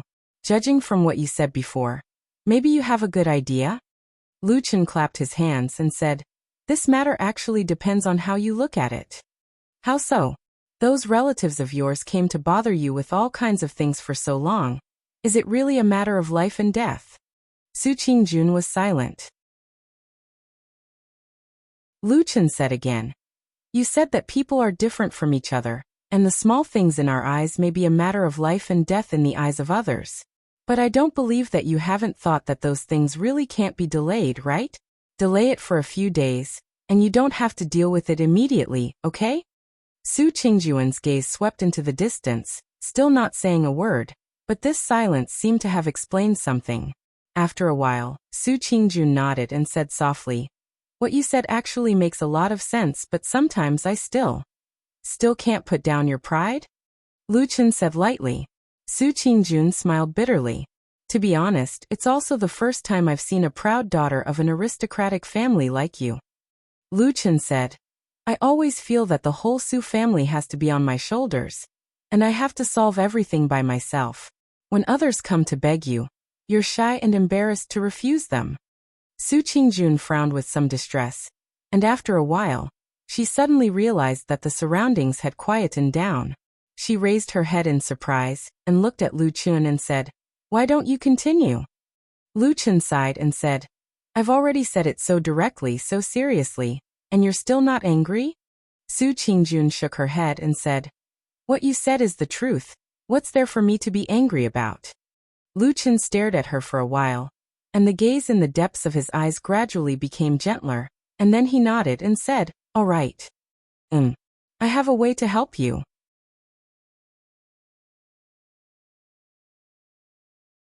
Chapter 157. Su Qingjuan's eyes lit up and she said, What method? Lu Chen glanced at her and said, You don't need to see those people. Ah. Su Qingjun was stunned for a moment and then she said angrily, How is that possible they? Halfway through her words, she suddenly paused and looked thoughtfully at Lu Chen. She seemed to have thought of something and said, You mean you're going to? Lu Chen said straightforwardly, I'm going to stop them. You hide in the cave and pretend you don't know about these things. Su Qingjun was a little stunned for a moment. She looked a little tempted on the surface, but she seemed to be a little worried. Lu Chen looked on from the side, and also felt a little emotional. He didn't expect that the genius girl of the Su family, who was so valued by the outside world, would have such a tangled temperament. One really couldn't judge a book by its cover. However, she valued her family so much. Wasn't this the kind of kinship that he had never had in his life? What kind of kinship was that? Lu Chen shook his head and said to Su Qingjun, Think about it yourself. Anyway, I've told you what to do. The final decision is up to you. Su Qingjuan's expression changed. After a moment, she suddenly gritted her teeth and said, Okay, I'll do as you say. Ha! Seeing that she had made up her mind so quickly, Lu Chen was a little surprised and said, You've thought it through? Su Qingjun nodded and said with a resolute expression, Yes, this time I've thought it through. What you said just now is all right. No one has said it to me so clearly in the past, or maybe I'm clear in my heart, but I can't bring myself to say it. In short, I feel that this time, I still have to focus on my own cultivation and put aside the family matters for the time being. Lu Chen grunted and said, since you've made up your mind, then it's easy. But there are still some words that I have to say to you first. Su Qingjun said, say it. First, you cannot be soft-hearted. You know very well what your relatives are like. When the time comes, when they cry and beg, you will pretend that you can't see or hear them. You will just stay in the cave and not come out. All right. Su Qingjun nodded heavily. It seemed that she had made up her mind this time. Lu Chen continued. Secondly, your Su family is an aristocratic family, and the children of your family are all proud and arrogant. If they are stopped by an unknown odd-job disciple like me, they might get angry and want to teach me a lesson. At that time, if I use my power to bully others and act recklessly, I will naturally deserve to be beaten. But if I'm on the side of reason, will you support me? Su Qingjun was startled and said, if they really bullied you for no reason, of course I have to protect you. Lu Chen smiled and suddenly slapped his cheeks, saying, they hit my face, I can't and don't have the strength to fight back. Then after you come out, what will you do? Will you lightly scold them, or will you hit them back? Lu Chen stared at Su Qingjun. His mouth lightly said words of criticism. Su Qingjun became silent again, but this time she kept looking at Lu Chen. Her eyes suddenly became somewhat cold. Why do I suddenly feel that you seem to be trying to sow discord between me and my family? Su Qingjun said softly. We have only known each other for a short time. As the saying goes, strangers do not get close. Do you think I can do that? Lu Chen asked her in reply. Su Qingjun stood up and said, then how can you ask me to do this for you? Lu Chen also slowly stood up and looked at the beautiful woman in front of him, saying, then why should I help you do this kind of strenuous and unrewarding thing? Am I crazy? Su Qingjun was stunned speechless. Under the setting sun, the shadows of the two of them were stretched very long on the ground.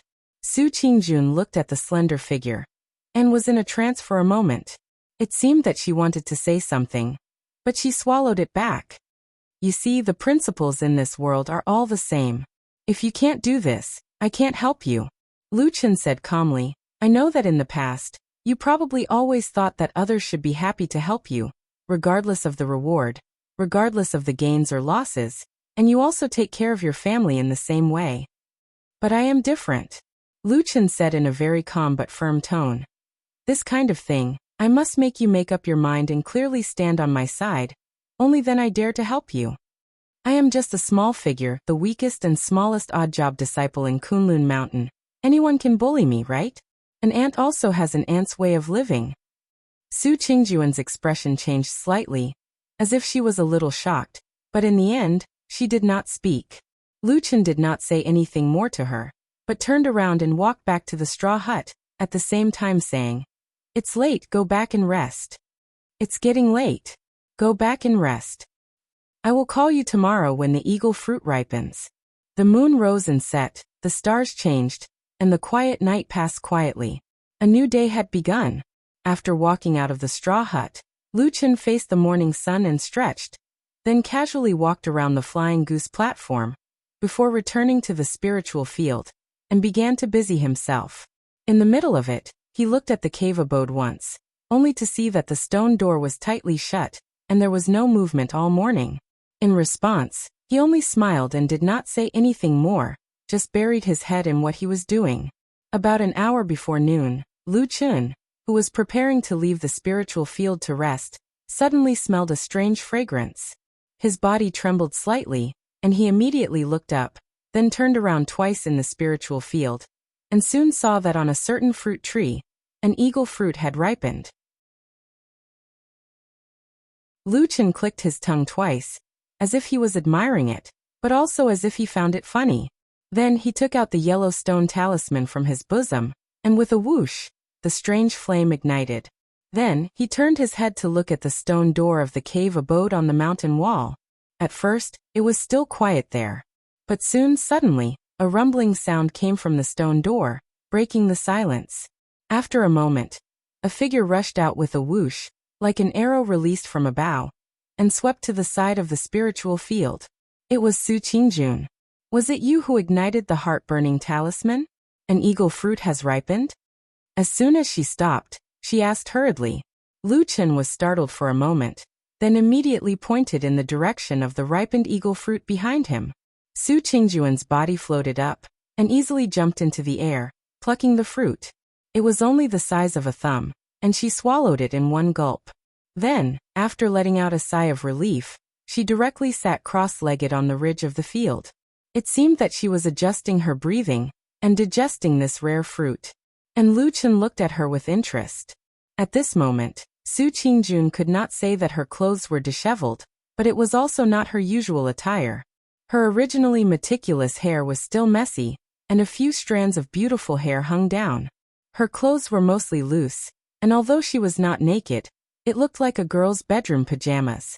There was no makeup on her face, and there was a faint trace of tiredness in her expression. As Lu Chen looked at her, a strange expression suddenly appeared on his face. After about the time to drink a cup of tea, probably digesting the eagle fruit, Su Qingjun let out a long breath, stood up, and said, "Sure enough, the fresh eagle fruit is different from the others. It is indeed very useful for me to stabilize my Jindan realm. Of course, no matter what, your master Masato Kihara is an experienced and knowledgeable Yuanying Jinren. She would not lie." Lu Chen replied. Su Qingjun nodded, and said, "Thank you." Saying this, she intended to turn around and walk back to the cave residence. But at this time, she suddenly heard Lu Chen suddenly ask behind her, "Shiji Su, if I may be so bold as to ask, looking at your attire, could it be that you were still sleeping?" But at this time she suddenly heard Lu Chen suddenly ask, "Nonsense, there is no such thing." Su Qingjun's body stiffened, and a trace of embarrassment flashed across her face. She said, "Nonsense, there's no such thing." After that, she lowered her head and walked away quickly. Lu Chen looked at her back thoughtfully. Cultivators were also humans. Naturally, they would also sleep and rest. There was nothing strange about this in itself. But the problem was that Su Qingjun was famous for being obsessed with cultivation and diligent. According to the rumors in the Kunlun party, she was a model disciple who would wake up early in the morning and train hard at night. The general meaning of the rumors was to warn everyone that this genius was extremely diligent and had a bit of talent to achieve such achievements. Then, Lu Chen saw that the sun was already high up in the sky, and this beautiful woman was actually sleeping in his cave residence alone. This matter was too shocking, too unexpected. Something wasn't right.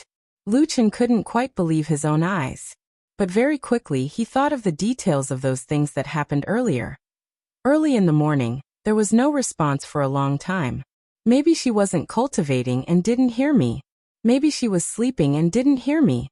After such a long time, she must have spent quite a lot of time to dress up and dress herself up to her usual meticulous appearance. Everyone, even the Su family members whom she valued the most, are not allowed to enter her cave residence. They can only talk outside. In her cave residence, only she can enter alone. What's so strange about it? Could it be that she had just woken up and her bed is messy and afraid of being seen by others? Lu Chen was also in a daze. Suddenly he gave a wry smile. He wondered if recently he had thought too much about tracking down the evil sex spies. His mind was not very clear. Everything he saw would lead to a bunch of things. Forget it, I don't care if she sleeps in or not. It has nothing to do with me. Lu Chen shook his head and walked towards the hut. In the distance, Su Qingjun had already walked into the cave residence.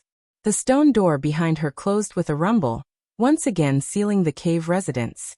This was the only time the two of them met each other, and also the only time they had a conversation. Time passed by in the blink of an eye. Soon, it was the 4th day of Lu Chen's stay at the Flying Goose platform. This morning, the eagle fruits had not ripened yet. But when the sun had just risen in the sky, 3 people suddenly came to the entrance of the cave residence. It was Sumo, Su Qian and Su Wen. They had bloody noses and swollen faces. They looked to be in a sorry state.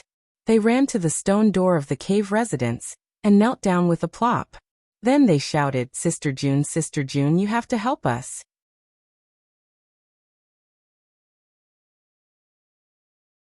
Chapter 158. The cries spread throughout the quiet Fian terrace. Of course, it also alerted Lu Chun, who was in the thatched hut. However, he had no intention of going over to join in the fun. He just leaned against the door and took a bite of a wild fruit he had plucked from somewhere. Then, with a faint smile on his face, he looked over to the side from afar. The three brothers of the Su family obviously knew that there was an outsider in the Fian terrace. However, the situation was urgent, so they couldn't care so much. It was not a big deal to let an unfamiliar oddjob disciple watch the fun. What was more important was to not let Su Qingjun feel that she was not pitiful enough, and that she did not beg sincerely enough. The stone door stood as steady as Mount Tai and did not move for a long time. The three brothers of the Su family did not seem to be surprised. They just kept banging on the door and shouting. Lu Chen chewed on the juicy fruit and looked up at the sky. The sun had just risen, and it was still early in the morning. He smiled and muttered to himself, "It's so annoying to disturb people's dreams so early in the morning." After an hour, under the calls of the three brothers of the Su family, the stone door finally rumbled open. Then Su Qingjun walked out of the cave. Lu Chen glanced at her from afar. He saw that Su Qingjun was dressed neatly from head to toe. Her hair was meticulously combed, and her appearance was dignified and beautiful. It seemed that every bit of her was exquisite and beautiful to the point of perfection. It was amazing to see. However, in the depths of her eyes, under that calm gaze, there seemed to be a faint trace of anger that was difficult to detect. It was like the undercurrent under the calm surface of the water, with slight ripples that could not be detected.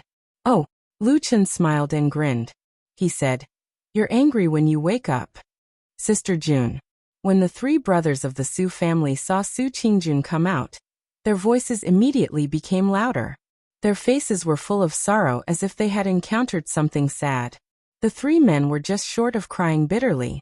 Su Qingjun's beautiful eyes swept across the three of them, and her face stiffened for a moment.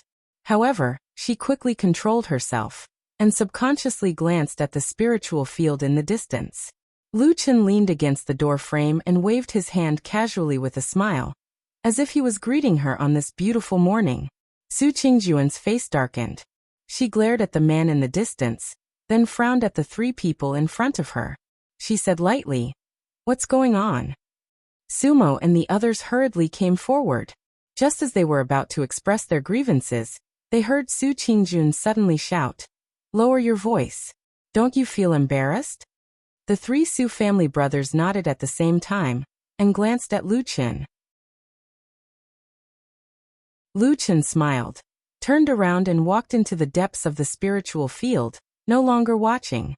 However, there was still a smile on his face, and he muttered to himself, "You clearly want to avoid arousing suspicion, but you still don't let people into your cave residence?" On the other side, after seeing Lu Chen walk away, Sumo and the others hurriedly surrounded Su Qingjun, and then began to talk about something. As Su Qingjun listened, her face gradually became ugly, and her eyes also became cold. There were 2 times when her arms and her sleeves trembled slightly, as if she wanted to lift them up to do something, but in the end, she resisted. In the gap between the waves of words, she occasionally looked into the distance from the corner of her eyes. The sea of clouds outside the Flying Goose platform was white and vast. Under the clear sky, it was so beautiful and dazzling. Lu Chen worked in the spiritual field for the whole morning, and came out at about noon. He scooped a few spoonfuls of water from the wooden bucket beside him, and drank to his heart's content. Then he saw Su Qingjun's figure standing on the ridge of the field, silently looking at the spiritual field here, and also glanced at his face. The other 3 youths of the Su family were now nowhere to be seen. Lu Chen smiled, and said to Su Qingjun, "Have they left?" Su Qingjun hummed in acknowledgement. "Let's go." "Oh." Lu Chen nodded, and walked over to sit on the ridge of the field, not far from Su Qingjun. Su Qingjun glanced at him and asked, "Are there eagle fruits ripe today?" "Not yet." Lu Chen pointed to the tree in front of him, and said, "But there are 1 or 2 fruits that are turning red. If we are lucky, they might ripen in the afternoon." Su Qingjun was silent for a moment, and then said calmly, "Okay." With that, she turned and walked back to the cave residence. Lu Chen did not say anything more, and did not even turn back to look at her back. Amidst the refreshing and comfortable morning breeze, amidst the rustling and swaying tree leaves, the two of them parted just like that. From beginning to end, Lu Chen did not ask the three Su family brothers why they came, and Su Qingjun also did not say a word. Around 5:15 in the afternoon, an eagle fruit ripened. Lu Chen, who had been patiently guarding the spiritual field, immediately activated the heart-burning talisman. Not long after, the stone door rumbled open, and Su Qingjun came over. Compared to yesterday morning, Su Qingjun did not hide her embarrassment today, and seemed much calmer. However, she did not speak much. After coming over, under Lu Chen's guidance, she plucked the ripe eagle fruit, ate it, and then adjusted her breath to activate the medicine. Everything was carried out in an orderly manner, and it seemed that the two of them did not even need to say a word. This unexpected coldness seemed a little awkward, but from another perspective, it seemed to be a sudden tacit understanding. After eating the eagle fruit, there was nothing else to do. Su Qingjun stood up, and seemed to want to leave. Lu Chen also patted his butt, and seemed to want to return to the straw hut. But at this moment, Su Qingjun suddenly asked, "Will there be any more ripe fruits today?" Lu Chen was startled at first, and then looked at the spiritual field. After a moment of silence, he said, "The other fruits that have not ripened by this time should not be very likely. We will have to wait until tomorrow." "Oh." Su Qingjun nodded, indicating that she understood. But for some reason, she still stood on the ridge of the field and did not leave. Lu Chen sensed something, and looked at her, then frowned and said, "Do you have something to say?" Su Qingjun was silent for a while, then softly said, "There is a small problem." Lu Chen shook his head, and did not say anything. Su Qingjun looked at his expression and slightly pursed her lips, and said, "Do you think I am quite stupid?" "Yes," Lu Chen said. "Hey." Su Qingjun did not seem to expect Lu Chen to be so direct. She was stunned for a moment. Then her cheeks turned red, and she said with some annoyance, How can you say that?" Lu Chen said matter-of-factly, "You asked me, don't tell me you want to hear me lie." Su Qingjun stared at him for a while. Anger appeared on her face at first, but she gradually calmed down. Soon, her expression turned into one of self-mockery. She sighed and said, "That's probably the case. Lies always sound better." Lu Chen shrugged, and did not reply. Su Qingjun lowered her head slightly, and looked hesitant, but in the end still said, "I may still have to go down the mountain once." Lu Chen shook his head, faintly looked at her, and still did not say anything. Su Qingjun didn't know why. She was clearly far superior to Lu Chen, an ordinary errand disciple, both in terms of cultivation and status. However, when she spoke, she felt an indescribable sense of guilt, as if she had done something wrong. This feeling made her a little angry, a little embarrassed, but there was also a faint sense of guilt that she could not describe. Why would she have such a strange feeling? She herself could not explain it. She raised her head, looked at Lu Chen after a moment of hesitation, said, Can you help me again?" Lu Chen said, "When will you be back?" Su Qingjun immediately said, "I will secretly go down the mountain now. If everything goes well, I can rush back tonight." She specially emphasized the word tonight, and then softly said, "You see, counting from now, at most another hour, the sky will be dark, no one will come here at night. So this time I should not trouble you too much. And I will try my best." Lu Chen nodded. Su Qingjun gave him a deep look. She seemed to want to say something, but in the end, she hesitated and only nodded silently. Then she turned around and walked forward. "Hey!" Suddenly, Lu Chen's voice came from behind. Su Qingjun turned to look at him, and said, "What is it?" "If you come back too late, there will be disciples patrolling the mountain during the curfew. Be careful, don't get caught." A faint light flashed in Su Qingjun's bright eyes, her gaze clear, and after a moment, she suddenly smiled sweetly, like a spring breeze blowing over a peaceful lake, like a green willow swaying in the wind, like a delicate flower blooming in an instant.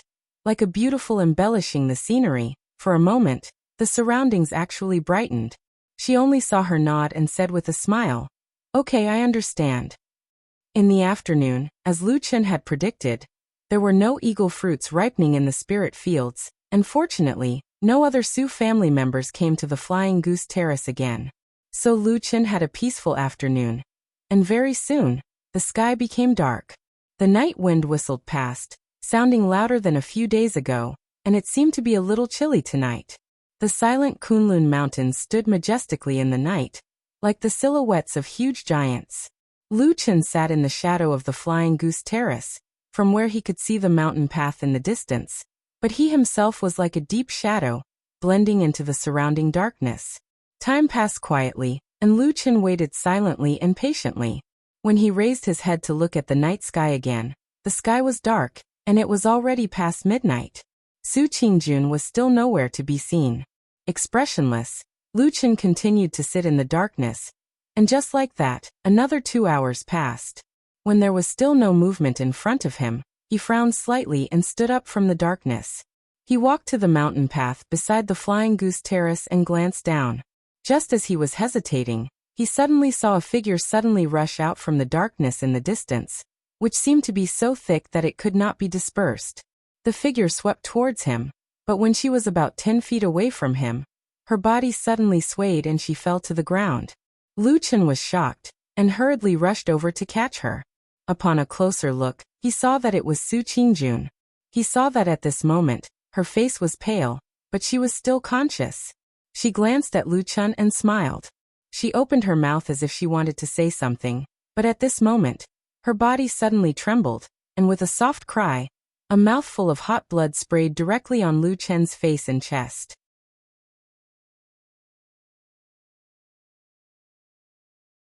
Chapter 159. The blood was warm, and when it flowed down the skin of her cheeks, there was a prickling feeling. After Su Qingjun spat out a mouthful of blood, her body seemed to suddenly lose the strength to support it, and her whole body went limp. Lu Chen frowned and called out to Su Qingjun. Seeing that she did not respond, her face seemed abnormally pale in the dim light. He no longer hesitated. One hand passed under Su Qingjun's neck to support her shoulders, and the other hand passed under her legs. Then he used strength with both hands and directly carried Su Qingjun's body. He strode back to the Flying Goose Terrace. Just as he took 2 steps towards the cave residence, he looked down and saw that Su Qingjun's eyes were closed, as if she had lost consciousness. He immediately turned and ran to his straw hut, kicked the door open, and then placed Su Qingjun's body on the bed. A little candlelight was lit up in the middle of the night. The straw hut lit up. Lu Chen's expression was solemn. He glanced at the unconscious Su Qingjun, and first grabbed one of her arms to feel her pulse. Then his expression suddenly changed. Under the dim light, a trace of anxiety flashed across his expression, but other than that he did not panic. His gaze then swept over Su Qingjun's limbs and body, but everything seemed to be normal. After a moment, his gaze suddenly stopped on Su Qingjun's left shoulder. The clothes there seemed to be sagging down compared to the rest of the clothes, and the color was a little abnormal. Under the candlelight, it looked like a small shadow. Lu Chen did not hesitate at all. He directly used his hands to tear off the clothes, and saw a piece of white and delicate skin. But what was shocking was that there was a purplish-black palm print on the shoulder. On the snow-like white skin, the black palm print was even more strange, and it faintly emitted a fishy smell. Lu Chen snorted coldly, and his eyes flashed twice. Suddenly, his right hand turned over, and a black short sword appeared in his palm. The incomparably sharp blade reflected a cold light under the candlelight. He raised his hand and waved the sword, and directly stabbed down. A sharp piercing sound suddenly sounded in that short moment, and the sudden cold wind caused the candlelight to sway, bringing with it a little chill. The next moment, the cold blade had directly pierced into Su Qingjun's shoulder. Su Qingjun's body suddenly trembled. Lu Chen seemed even more cold-blooded and merciless at this moment. He didn't even spare a glance at Su Qingjun's beautiful face that was filled with pain. He gripped the hilt of his sword and pressed it down. The cold blade immediately cut through the flesh on the woman's shoulder. Black blood instantly gushed out. leaving behind a deep wound that made one's hair stand on end. Ah! Su Qingjun screamed, and her whole body instantly curled up. Her body trembled violently, and her face was pale. Her eyes, which had been tightly closed, seemed to suddenly wake up from the pain. With a head full of cold sweat and a pale face, she opened them. The first thing she saw was the man with his back facing the candlelight, standing in front of her with a solemn expression. "Don't talk nonsense, listen to me." This was the first sentence she heard after she woke up. There was no comfort, no sympathy, not even any question, just an emotionless indifference. "There's poison in the wound, I'm giving you poisonous blood." Su Qingjun looked down at her left shoulder, gasping for breath. "You must take medicine, there's no medicine here." Two choices. First, I will immediately go down the mountain to find someone to help. Second, you open the Immortal's cave and look for your own Ling Dan. Do you have it? Lu Chen said coldly, and his hands moved slowly but never stopped. As the blade moved forward, Su Qingjuan's body kept trembling. She clenched her teeth, but she couldn't suppress the painful moans. Even the corner of her eyes became misty. As soon as he finished speaking, Lu Chen immediately sheathed his blade and stopped. He glanced at Su Qingjun, then turned around to leave. But at this moment, Su Qingjun, who was lying on the bed, suddenly grabbed his hand. She gasped in pain, and with a hoarse voice she said with difficulty, "Don't go down the mountain, go to my side." Lu Chen immediately turned around and was about to carry Su Qingjun like before. But when he looked at her shoulder, he saw that after the black blood had dried up, the blood inside had turned red, but the pale skin seemed to be almost transparent, without any color, and was slightly trembling in the air. He took off his coat and covered Su Qingjuan's body. Then he carried her again, and rushed out of the hut. Su Qingjun was lying in his arms. There was a strange sense of dizziness that kept hitting her head like a crazy tide. In a trance, she saw in the dark night, the mysterious and vast sky. There were dark clouds, there were stars, and they were all far away in the sky. Everything was shaking, and when he ran, the trembling came from his body, rushing forward step by step. There was a cold wind blowing on her face. But for some reason it didn't seem too cold. The sky was spinning and the earth was spinning, and the world seemed to be constantly changing. That part of the road was clearly very short in her memory, but on this night, it felt like a lifetime. She snuggled in his arms and leaned against his chest. This night was cold and lonely. Who was the one tossing and turning? Who was the one who woke up from the dream and fell into a deep sleep? When the sky was about to break, the sunlight fell on the green pines, ancient trees, strange rocks, and rock walls on the Fian platform. When the red sun in the distance was about to burst out from behind the thick layers of clouds, the Fian platform was still quiet. The silence of the night still lingered here, like the remnants of a dream that had yet to wake up. The morning wind blew over the edge of the cliff with moist clouds. A beautiful wildflower swayed in the wind on the cliff, blooming with the most beautiful grace. Lu Chen stood in the wind, looking at the wildflower. Then he looked into the distance, staring at the end of the sky. The round of the sun finally leaped up from the vast sea of clouds and rose into the sky. Tens of thousands of rays of golden light fell from the sky, turning the endless sea of clouds into a golden color. It was so bright that one couldn't look at it directly. The mountain wind blew, and his clothes fluttered. He didn't know how long he stood, but suddenly he heard the rumbling of a stone door in the distance. There were light footsteps, walking towards him. Lu Chen turned and saw Su Qingjun, wrapped tightly in a white fox cloak, walking over. Her face was still pale, but her complexion was much better. In the light of the morning he could see that she didn't put on any makeup, so her hair was still a little messy, and the corners of her eyes showed some tiredness. She walked to Lu Chen's side and stood, also looking at the distant morning sun, but she didn't say anything. "You should rest more in the cave abode," Lu Chen looked at her and said. Su Qingjun smiled. Her hand stretched out from under the cloak, and handed him a coat. It was the one from last night. Lu Chen took it. Su Qingjun quietly said, "There are bloodstains on the clothes." Lu Chen said, "It's okay, I'll wash it with water later." Su Qingjun quietly responded. There seemed to be a touch of shyness on her face. After hesitating, her cheeks slightly red, she quietly said, I don't really know how to wash clothes. Lu Chen laughed, nodded and said, It's okay, I know. Su Qingjun smiled, let out a long breath, and walked 2 steps towards the cliff. Lu Chen looked behind her, frowned and said, Are you really okay? Su Qingjun shook her head, smiled and said, It's not a big deal. Last night, thanks to you treating my injuries in time, releasing the poisonous blood, and after taking the spirit pills I prepared, my injuries are more or less like this. As she said this, she seemed to think of something. A trace of mischievousness suddenly flashed across her face, and said, Don't look down on Jean Dan Friar's recovery ability. Lu Chen smiled and nodded, said, That's good. A gust of cold wind blew. Su Qingjun lightly coughed a few times, then said to Lu Chen, What happened last night? Can you please keep it a secret? Lu Chen said, Sure, I'll pretend I didn't see anything. Su Qingjun looked at him deeply, said, It's not just about my injuries. Lu Chen said, And it's not just you who's injured. Su Qingjun hesitated, seemed to feel that she still had to say more clearly, and softly said, And inside my cave abode. Also, I didn't enter that cave abode at all. Lu Chen said. Su Qingjun first smiled, then sighed and said, I owe you a big favor. Lu Chen said, There's no hurry, there's plenty of time in the future. You can slowly return it. Su Qingjun was amused by him, and couldn't help but laugh, and said, You're really an interesting person.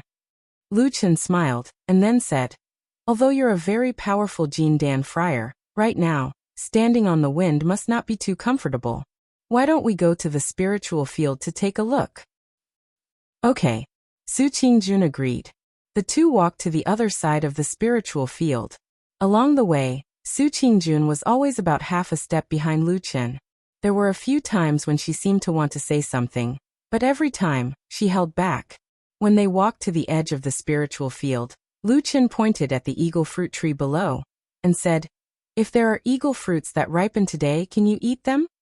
Su Qingjun was startled, as if she hadn't thought about this question. After a moment of hesitation, she said uncertainly, I should be able to? Lu Chen looked at her, a little speechless. Su Qingjun seemed a little embarrassed and said, I'm not very familiar with things like spirit pills. Lu Chen shrugged and said, Then eat them first. Since they're spirit fruits, even if they don't have much of an effect, there won't be any harm. Su Qingjun nodded, and after a moment, she suddenly opened her mouth to ask Lu Chen, Lu Chen, I have something to ask you. Oh, go ahead.